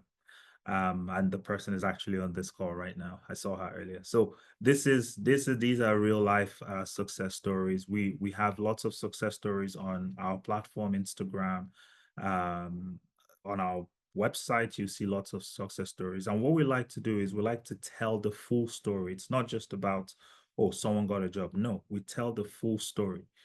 For example, I was speaking to a student this week. He used to work as a kitchen potter. He used to wash dishes, and now he's a senior business analyst. So you can imagine the transformation. How did he do it? Because he partnered with the right team, because he partnered with TCA. We were able to help him, handhold him. And for those that are following us on Instagram, and please, if you're not, please do, or you are subscribed to our email list, you will hear the story. You get the full story. Because these are life transforming stories, because I don't know what situation you are in right now. Maybe you're working in a job that you're not proud of. Maybe you're working in a customer service role where you have a PhD. Maybe you're working as a PSW where you work, 12-hour shifts and you really don't have time for anything. So, regardless of your situation, the goal of these stories is to help you realize that you have every single thing it takes. You just need to, partner with the right team, and ultimately in the next couple of months, get the result that you desire. Okay. I think someone asked a question, realistically, how long will it take? I can tell you categorically that a lot of people get jobs before they finish the program, because that's how it's designed. And the program is a 12-week program. So we meet twice a week, 2 times each time, for a period of 12 weeks, where you get to work firsthand on a live project. Okay. So a couple of things, just a gentle reminder. So for the comprehensive training, Yomi, you just asked a question about a discount. In 2 minutes or 1 minute, your question will be answered. So for the comprehensive training, it's 1,500. This is our offer for the next 24 hours only. So this will be valid for the next 24 hours only. You get 1,000, the hands-on experience for 12 weeks for 1,500, the resume refinement for $500, interview preparation, which is a comprehensive interview preparation, regardless of the role you're going for, which is valued at 200. One-on-one mentorship, where you have your dedicated mentor, which is valued at 1,500. And then you have your technical recruiter assessment, which is your special one-on-one time with Bona, which is valued at 500, which brings the total value to $5,500. However, our real retail price, so if you go on our site, the price you'll see is $1,499, which is because it's a packaged deal. If you wanted to go for all of these individually, you end up paying $5,500, but as a package, it's extremely subsidized to $1,500 or $1,499. However, because you've stayed till the end of this webinar, and because we have, I believe, 10 slots available, we are providing a discount for the next 24 hours only. And that is a discount of 25%. So whatever course you go for, you get 25% off. So instead of paying 1,500, you get 25% off that amount. If it's a course that is $1,000, you get 25% off. If it's a course that is 1,500, you get 25% off. But please note that it's for the next 24 hours only. So by this time tomorrow, it will no longer be available. The code is standouts25. So please take advantage. There are only 10 slots left. Okay, so please take advantage of this discount, make the most of it. One thing, you can see the value that we have. That's number one, the value that we have. I've been in this industry since 2010. So 15 years of depth of knowledge, breadth of knowledge, and we work with different people to ensure that you get 100% value. 100% value. That is our focus. So imagine bringing the likes of Bona. So you don't have to go for an interview and meet Bona. We bring Bona to the program, so you meet him before the interview. So when you meet him at the interview, it's now it now becomes a chat. Remember, you hear of people saying, I went for an interview and it ended up feeling like a chat. That is because you have prepared. Once you prepare, you go in there, it becomes a casual conversation because he understands you, you understand him, you're both flowing at the same frequency. But if that understanding is not there, it will now be him interviewing you, which is not what you want. You want to have a chat, same level, exchanging ideas, discussing different things, and maybe end up discussing football and other topics during an interview. Happens a lot. I can't tell you the number of times I've had those sort of conversations. So that is the level you want to get to. I can see a couple of questions around how do we register. So the process is super simple. You just need to go on our website, the Career Accelerators /store, and then you select the course that you're interested in. So select the course you're interested in. Click on enroll now and then enter the discount code. It's as simple as that. So click on enroll now, choose the option you want, because I know a lot of people ask whether we have a payment plan. Yes, we do. So select the full payment if that's what you want, or the payment plan if that's what you want, and then put in the discount code, and that's it. Once you're registered, you're in. You'll get an email which will have all the onboarding information. We're going to give you a call first thing on Monday morning to break everything down for you. We're going to request for your resume, set you up in our systems, and you're ready to transition into a fantastic tech role. One more thing that I was going to say before we go back to Bona. If you need to take a picture of this page, please do. And I'm going to go back one step to the discount code, which is standout25. If you need to take a picture of this page, please do. One thing to mention is once the 10 slots are gone, if it goes in the next hour, it's gone. You'll have to pay full price, unfortunately. But before we go back to the questions and wrap up with Bona, I have two things that I would like to mention to every single person on the call, and then we'll go through the questions and wrap. So the best investment you can make, hands down, any day, anytime, is an investment in yourself as an individual. There was something someone said to me a while ago, which is that it's only what you have between your ears that you can take across any border, and nobody will charge you for it. If you're carrying cash, obviously you can't take more than $10,000, except you have to declare it, etc. If you're carrying clothes, you can't take more than a certain amount. But when you have incredible knowledge, regardless of the part of the world you find yourself in, you'll be able to take that and convert it into dollars, pounds, any day, any day. Okay, so just remember this. And lastly, before we go to Bona, I would also strongly encourage everybody to take a picture of this page. You can drop us an email if you have any questions. You can give us a call on the number on the screen. And you can also please follow us on all the platforms. We're everywhere. YouTube, we share lots of insightful videos.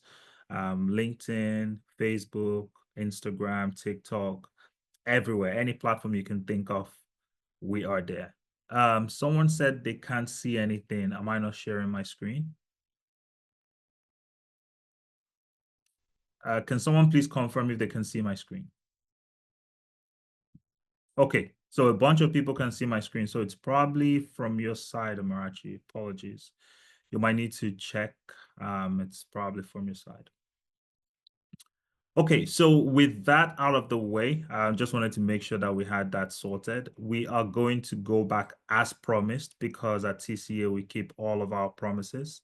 We're going to go back to the questions and answers. There are some more questions that we have, and I want us to answer the question. Bona has kindly agreed to stay with us till 12, which is another 15 minutes. So I'm going to go through the questions, and maybe this time it might be like a quick, the responses might be a little bit quicker so we can get through as much as possible.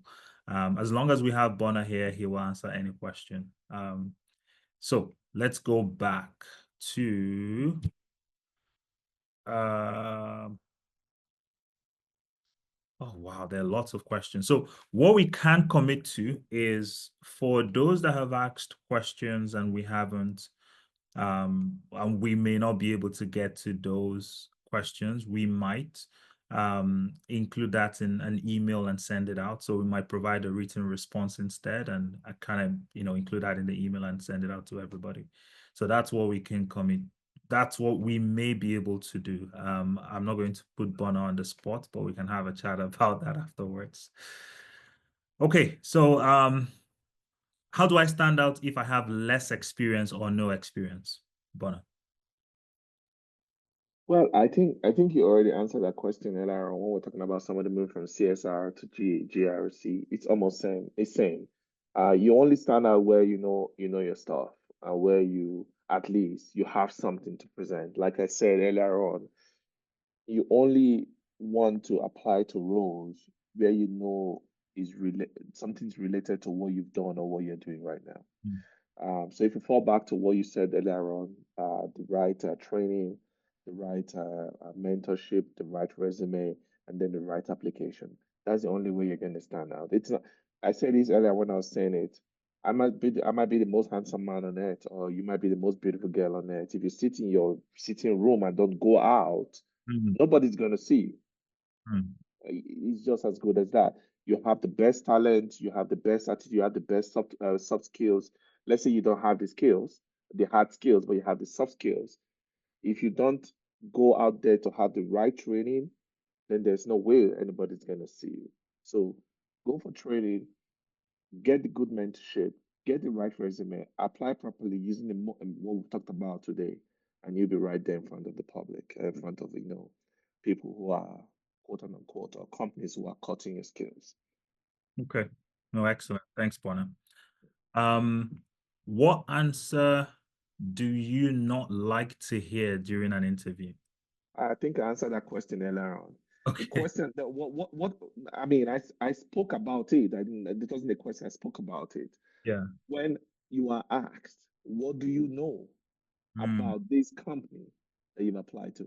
Not really. I didn't have the time to really. Oh my goodness. Even though I like you, and even though a hiring manager likes you, you have dropped the ball worse than planet Earth. Mm, Do your research. Remember what I told you earlier, what I said just now, that I've noticed that those guys that have PhD, they do a thorough research on the company. mhm, That's the thing I don't like. It's easier when I ask you a question that is related to the role and you say, oh no, I don't know so much about it, but I have an idea. mhm, I think this is what, for example, Power BI and Tableau, they're mm, side by side. I say, oh, do you have knowledge of Tableau? No, I don't. I have an idea about it because I know Power BI. That's an answer. I want to ask you, what do you know about TCA? Or what do you know about Emerson? What do you know about Meta?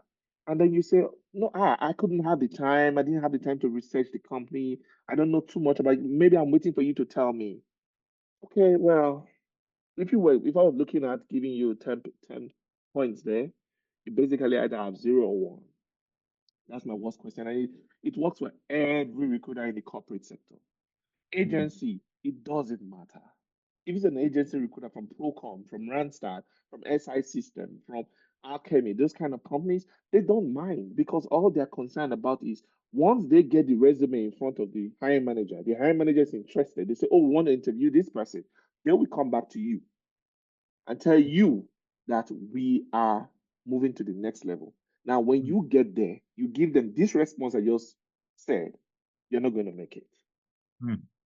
See the point, right? So that's what you do. Do your research is very important. Like I said, you are the commodity. Know your customer. Know your customer. And that's all the research. I think that I've answered that question now. Yes, yes, yes. No, thank you so much. There's another one from Luch around can the tools you have mentioned be posted here? So I posted a couple of tools that you mentioned, so I think we should be good. Um, let's see. There are lots of first of all, Bona, thank you so much. There are lots of extremely positive and um just some kind feedback. So thank you so much for that. Okay. Um, someone actually said we can't get enough. I agree. I can get enough. Okay, so how do you balance the fact that applying for jobs is a numbers game and you say don't just apply for every company? So, so I honestly enjoy working in tech companies. I even though it's manufacturing, but they have a tech part to it. I don't think I will enjoy working in Sobeys. I don't think I will enjoy working in Walmart. I don't think I will enjoy it. I can work for free. I have actually worked in a company where I know they were going under, and I told the president, "Don't worry, don't pay me for 2 months. Just Hmm, give me just enough for me to pay my bills. I don't want extra, and this is what my bill is." hmm, And he was so touched that he told me, like, Bona, you know what? Um, I'm still going to pay you for those months, but I can tell you categorically, we cannot survive this. The reason I said that is because you want to work in companies where you can actually enjoy working there. So you can't see me apply for Sobeys. You cannot see me apply for Walmart. Not because I don't think they can pay me, but because I know I cannot give value to them. yeah. You understand? So you don't want to choose every company and apply for every company. No, zero in on companies you want to apply so you don't burn out. Because if you burn out, you're not selling the product well anymore. Yeah. You're not going to be able to sell the product well. You understand? Yeah. So I think you want to say something. Yeah, and again, I'm trying to preempt the specific situation that this person is in, and to probably ask maybe a follow-on question, Okay. because I understand your point around the Sobeys, the Walmart, but what if, let's say this person is applying for a project manager position, right? Okay. And in their mind, all they want is, The let me job. get in. Yes. Okay. Let me get into this project manager position. Again, this might be a new immigrant into the country, right? Say from Yes. Nigeria, from India, from Ghana, from any part of the world, maybe from UK, any part of the world. They're in a new country. they have some good experience back home. They're now trying to find their feet. Maybe they're still exchanging their home currency, right? And sometimes it becomes a little bit of a challenge. And, at that point, it's about like how Getting can they reconcile that? Yeah, I think. yeah, I understand that. That was the other part I was going to speak about. Okay, okay. If you're probably moving into a country like Canada, or you're doing a job now that you don't like and you want to move into, just to get that experience first. That's another way to look at it. And this is why I kept on saying to most of my hiring managers, uh, this guy might just not understand the technology. I'm like, no, give him the chance. Sometimes they're not looking for 120 or 130,000. Give him $85,000. He's going to do the job and he's going to kill it, Mm, right? Now, in that situation, it's okay for you to apply for companies, multiple companies. But even when you're applying, so say for example, I saw somebody. If I'm a mechanical engineer, and in the company I worked in say for example my home country, and I was working in a mechanical engineering company. My background is in mechanical engineering, and I was a mechanical engineer and engineering PM. When I come into this space, I come into a new country and I apply to be a project manager in a pharmaceutical company. Do you see that is going to be a challenge? yeah. Or rather, or maybe I have a civil background and I was working in a construction company in Nigeria or in the home country I'm from. I'm coming here and applying to like maybe a company like Meta, for example. You see, that's going to be a challenge.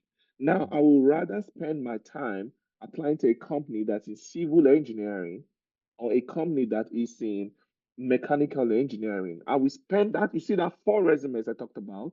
I will Mhm. spend my time applying for those four roles. But you see, every other role I'm going to apply for, I'm not going to waste so much time and energy. It doesn't mean I'm not going to apply to them. I'm going to I apply do. to them. But my Yes. burnout energy is going to be on that four company that I've chosen that I'm going to apply for, because those are the place I know that when you wake me up and Mm, ask me question without me even booting yet, mm. I already know exactly what to tell you. But if you take me to a pharmaceutical company and you ask me, Bona, there are machines that are there. They're talking about O2, C2. I don't understand what you're saying. I'm sorry. Can I go check the periodic table, please? You understand what I'm trying to, you see what I'm trying to I understand say? what you said, yes. Yeah, that is exactly why I mean. It doesn't mean that you shouldn't apply to every job, Yeah. but just know that there are places you spend your energy on and places you don't spend your energy on. I'll tell you, one thing that helped me when I was moving into resource management and planning, I came into a place, a business or a business unit where there were zero people. I built it from zero. My main job was simply, Bona, we need engineers who are going to be in a pool, and then we can loan them off to contracts or to projects. When they finish, they come back to the pool. I started from zero, I built it to 3,200. Wow. Now, listen, when you are building it, in the time I was an engineer practicing, I was hiring engineers for my project. So Mm, when you bring me to hire engineers as a business unit, that is me walking into some space I yeah, already know. You see, yes. I'm just going to walk into the space. I know how to negotiate my contracts already. I've already practiced that as an engineer. You Yeah. see that, right? So that is exactly what I mean. It doesn't mean that you shouldn't apply to job. But if you're already having a good job, for example, and Mm, then you want to change profession, when you already have a good job, or you already have a job that's taking care of you already to an extent, and you mhm. just want to move, you don't apply to every job. You don't waste your time and energy. Yeah, of You get course. my point? That's exactly what I'm trying to talk about. Okay. So I think just to kind of summarize that, then we need to have two there should be two categories or two buckets of jobs that we Yes. apply to. There should be the generic one where we don't put in a lot of efforts into. So like quick apply works, just put your resume out there, see what happens. Whatever happens, it's okay. But there, Yes. there should be another bucket of where your heart really is. And these are the ones you give a little bit more time. Correct. You tailor your resume a little bit for these ones. So you Yes. put a little bit more effort into these ones. Correct. Yes. I think that's a solid strategy. Yes. And hopefully that helps and answers your question, Peace.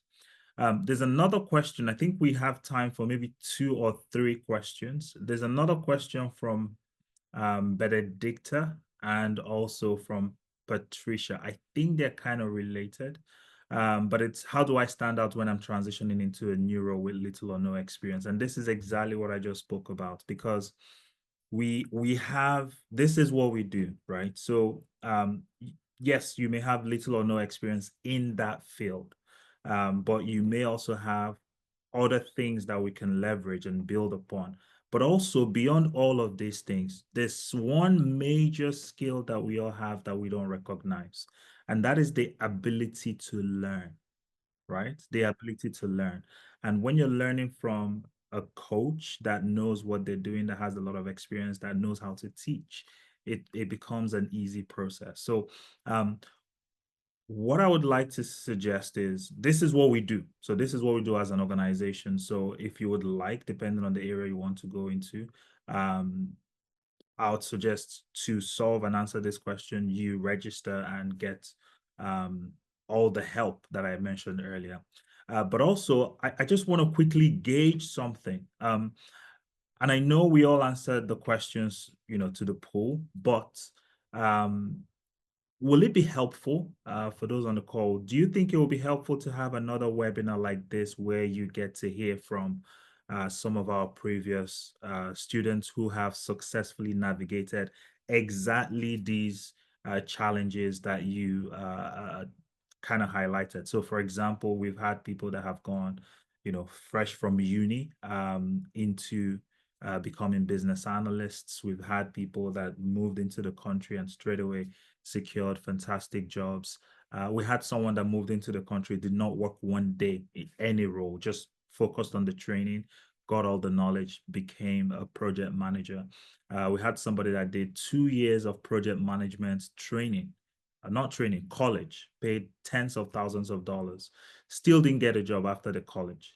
It was after they came to us, did the program, they got a job. So just out of, if I get 10 people or 15 people say yes, then we'll schedule this.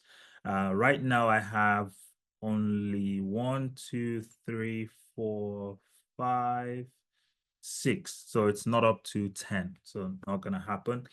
7, 8, we need 2 more. 1, 9.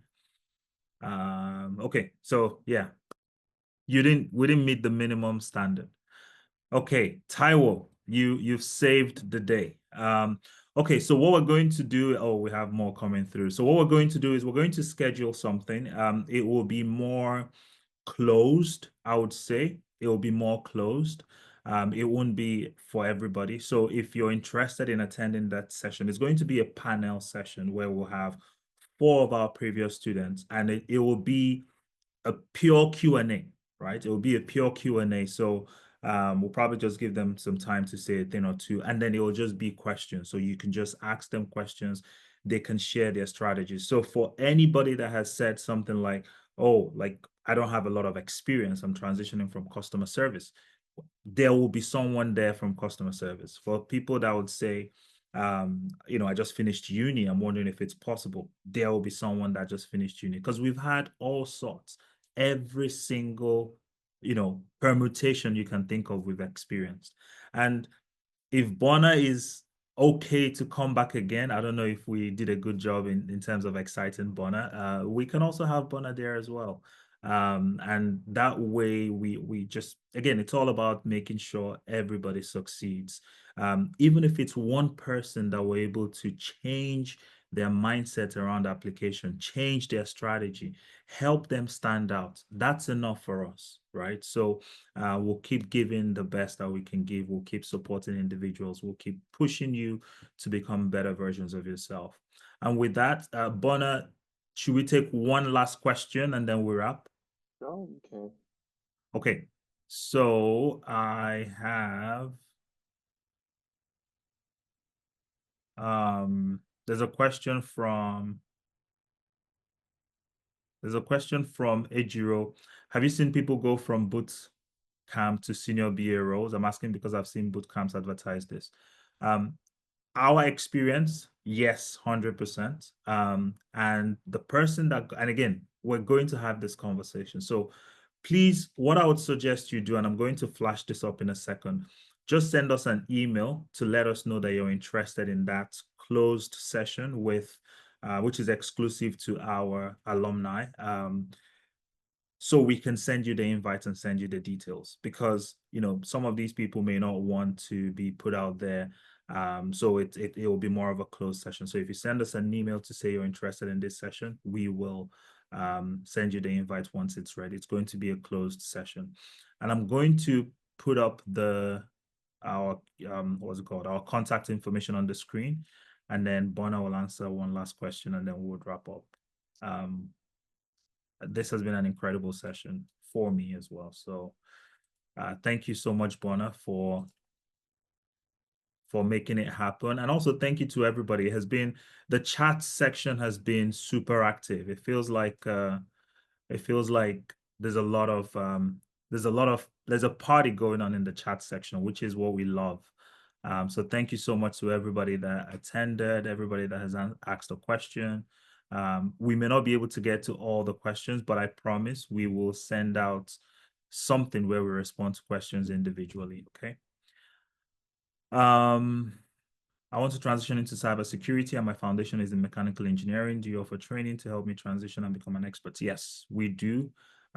Simple answer is yes. And also, just so you feel comfortable, my foundation was in mechanical engineering as well, and I have been in the tech space for over 15 years. So easiest question ever. And what the slight advantage you have as a mechanical engineer is that, because you studied engineering, your ability to learn, you're a bit more rugged, so you can learn and adapt. Bona knows this as well because of his engineering background. So that's something that I think engineers have. But that being said, you will have fantastic teachers. You will be part of a structured learning program. So regardless of your background, really, we've had people transition from accounting. Regardless of your background, we can handhold you and help you make that transition. I'm going through the questions. There are jobs that have already. So this one is for you. I don't know if it's a comment or a question. So this is from Nick. There are jobs that they already have someone to fill them, probably an internal person, but posted anyways. I believe this happens often, especially when you have to tick a box. So correct, Bona? Yeah, there are some jobs that are going to be okay. So for the company I work at least, we post the job internally first. If we can't fill it internally, then we'll post it externally. So for some companies, it's 50-50. It's open right there. For some companies, most of them are my jobs at least. They're out there same time, both internal and external. While the internal guys already have they must speak with the hiring manager. They will speak. The external guy will have to go through the talent acquisition partner before getting, of course, to the hiring manager. But I have seen many times where we hire external before internal. Why? Because the external is bringing more experience, maybe a different approach to work, has had more trainings, and sometimes maybe it's even cheaper sometimes, who knows. But don't underrate yourself when you see a job that is relevant, meets your skills. If it's right there, submit for it. If it's out there, it means that they're looking at candidates externally. If it's not out there, it means they're not looking at candidates externally. Yeah. I can tell you after 20 jobs, the 20 are posted internally and externally. I can put to you that 19 of them will be filled externally, one of them internal. So okay, that's the question. no, thank you so much for that. One last question. I think this one please. is a question that everybody thinks about, especially those that are transitioning. So what is your opinion on applying to jobs that require slightly more years of experience than is on your resume? For example, requiring 7 years and you have 5 years. Are recruiters really strict on this? This is a classic question, and I think we can wrap on this one. So that is always it's a hit or miss sometimes. Hit or miss because sometimes you might be looking for 7 years of experience of the relevant experience, and they are too expensive to afford for that benchmark. And then you see a candidate who's close by, and he or she is cheaper enough for you to you can afford that person, then they might change their scope, their requirements for that role. That's another way to look at it. One other way to look at it is you can throw in your resume and you have 5 years, the role is requiring 7 years, but you're showing enough experience that Mm. they think you can take on the role. Then why not?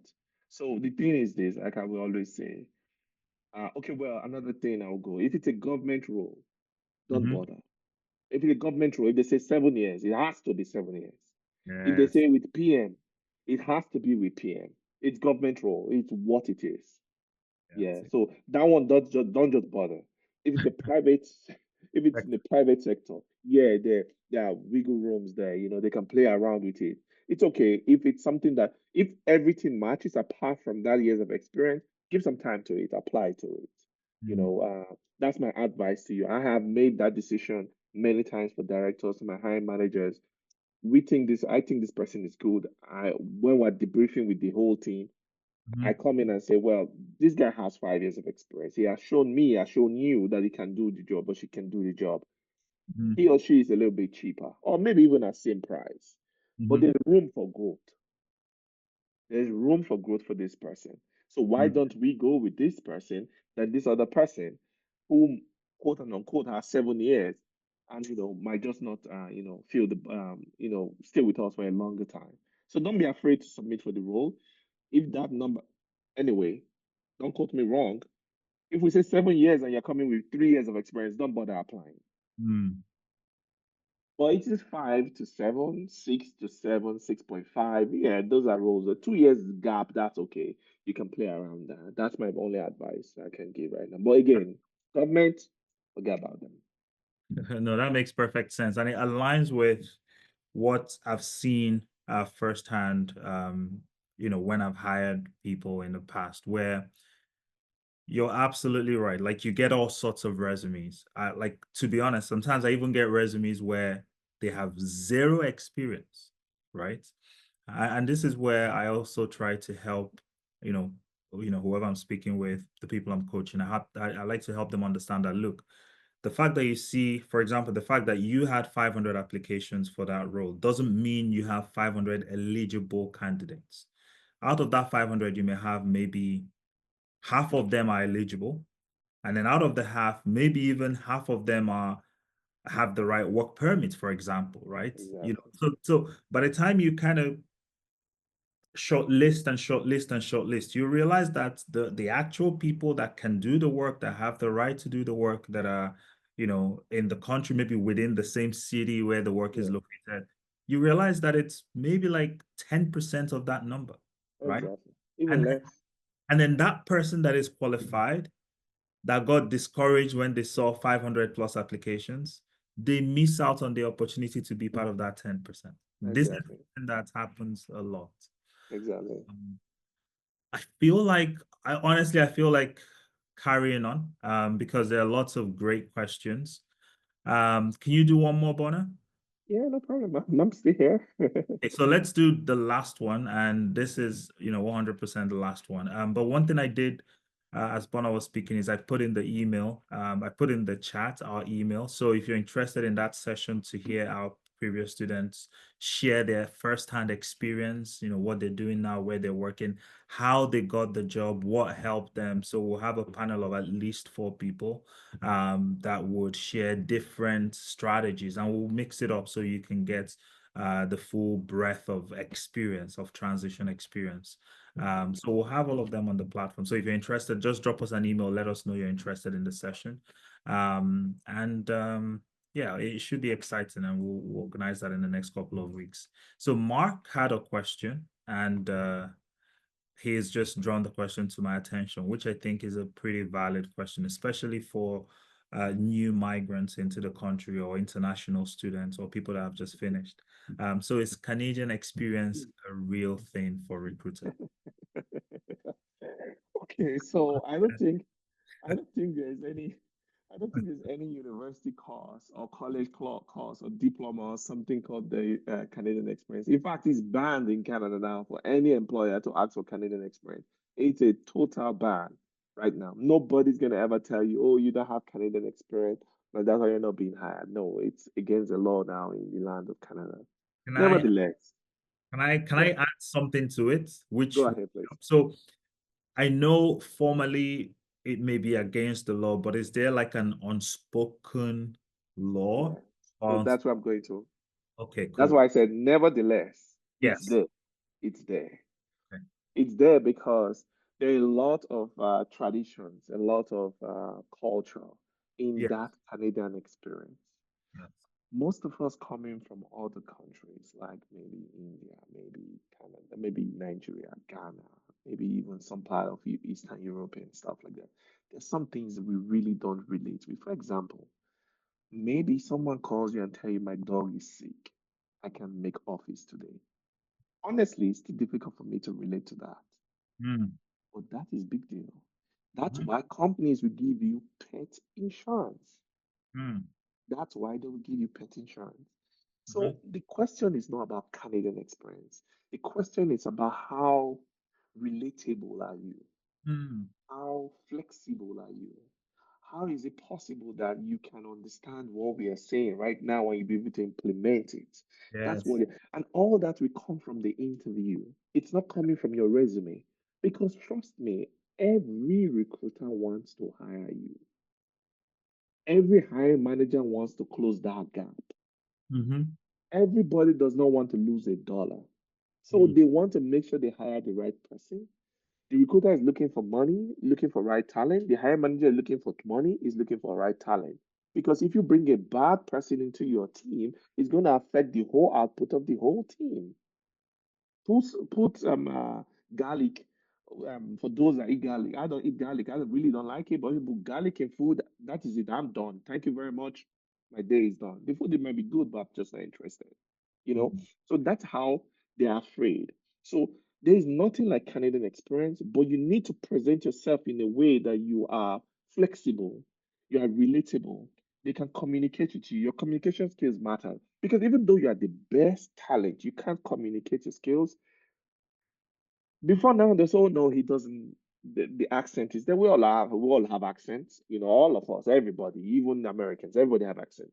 So it's not going to be. They will cover it under the umbrella of, oh, there is no Canadian experience. But now we can't come on that anymore. But the undertone is still there. So just make sure that when you go for that interview, you prepare properly. You are relatable when you go in the interview. You sell your product properly. Nobody's going to tell you don't have Canadian experience because there's nothing like that being taught in school. There is nothing like that. So yes, it's there, but it's an undertone. It's only when you don't, you don't really press it down with your skills and your competencies.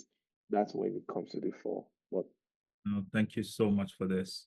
Um, you're absolutely right. You're absolutely right. And this is a challenge that we have faced for a long time. But thankfully we found a way to solve this problem. So as part of our program, one of the things that we did talk about was the fact that you get hands-on practical experience. And for that experience, if you need it's a verifiable work experience, so verifiable on so many levels. One, you would have a portfolio that you can show. If you go for an interview and you ask for a portfolio, you have a portfolio because you do the work yourself. Two, you'll be able to point them to what you built. So for example, if we built an app, you'll be able to point them to the app. If we built a SaaS product, you'll be able to point them to the SaaS product. Whatever it is, you would it's a tangible product that you'll be helping us build. And then number three, this is verifiable work experience. So you'll be able to put it in your resume. You'll be able to tell them this is the team you worked with, this is the project you worked on, this is who your line manager was. They can reach out to them and get that verification done. So it's a problem that we have solved at TCA. So anybody that has Canadian experience, in quotes, challenge, it's not a challenge that you should have because there are ways to solve it. Okay, so people underestimate that a lot. The idea of working on a real-time project so that when you go for interviews, you're able to speak on that project. absolutely. People really underestimate that. Don't go to interviews not knowing what you've done. Absolutely. I think that's one thing that you guys do that's really very key for me. I'm really excited when I see those kind of things in resume. And nobody will you tell me, oh well, I built this project. Okay, yeah, tell me about it quickly. And the Mm. person is able to tell you quickly about it. Now that Canadian experience we're talking about is out of the window. Oh, It's yes. totally out of the window. So thank you. I mean, I really want to say thank you for you and your and the team. You guys do really great job. No, thank you too.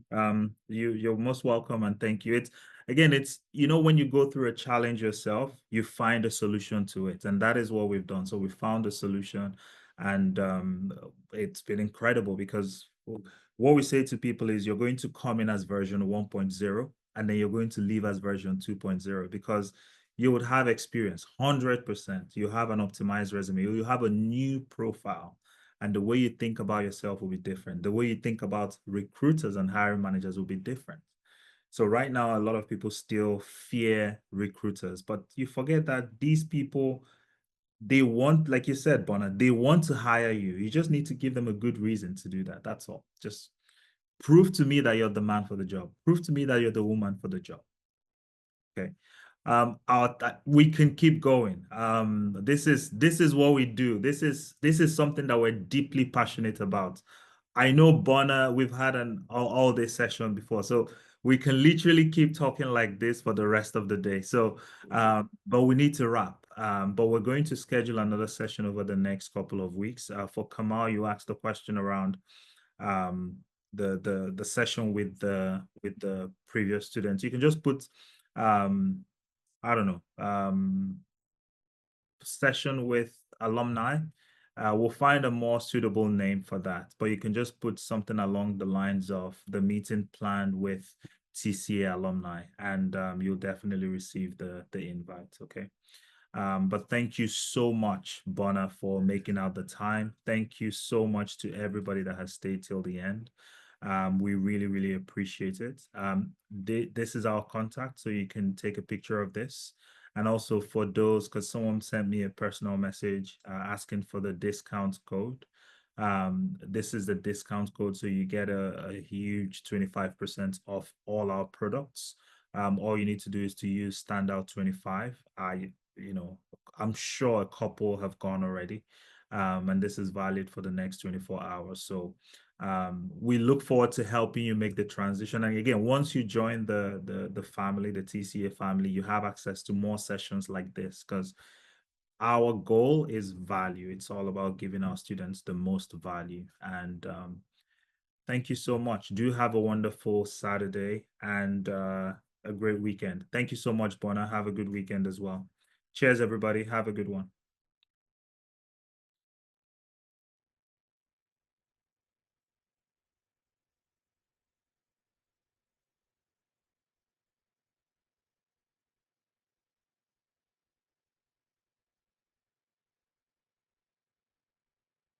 This message is for the dreamers, the determined, the brave. Yes, you who have always desired a job in tech and have stepped out of your comfort zone to pursue this dream. This is your year. The tech world is not just for techies, it's for anyone who dares to dream, to learn, and to grow. Remember, you're not just changing jobs, you're transforming lives, yours and those of your loved ones. You might feel out of place at times, unsure, or even overwhelmed. Yes, the road to six-figure tech role may seem daunting, but within you lies the strength to overcome, the capacity to learn, and the power to succeed. Let this new year be the year you redefine what's possible. Your path in tech is not just a possibility, it's your reality waiting to be shaped. We believe in you. Now take the lead. Remember, your only limitations are the ones you set upon yourself. Good luck, and may this year be your best year yet.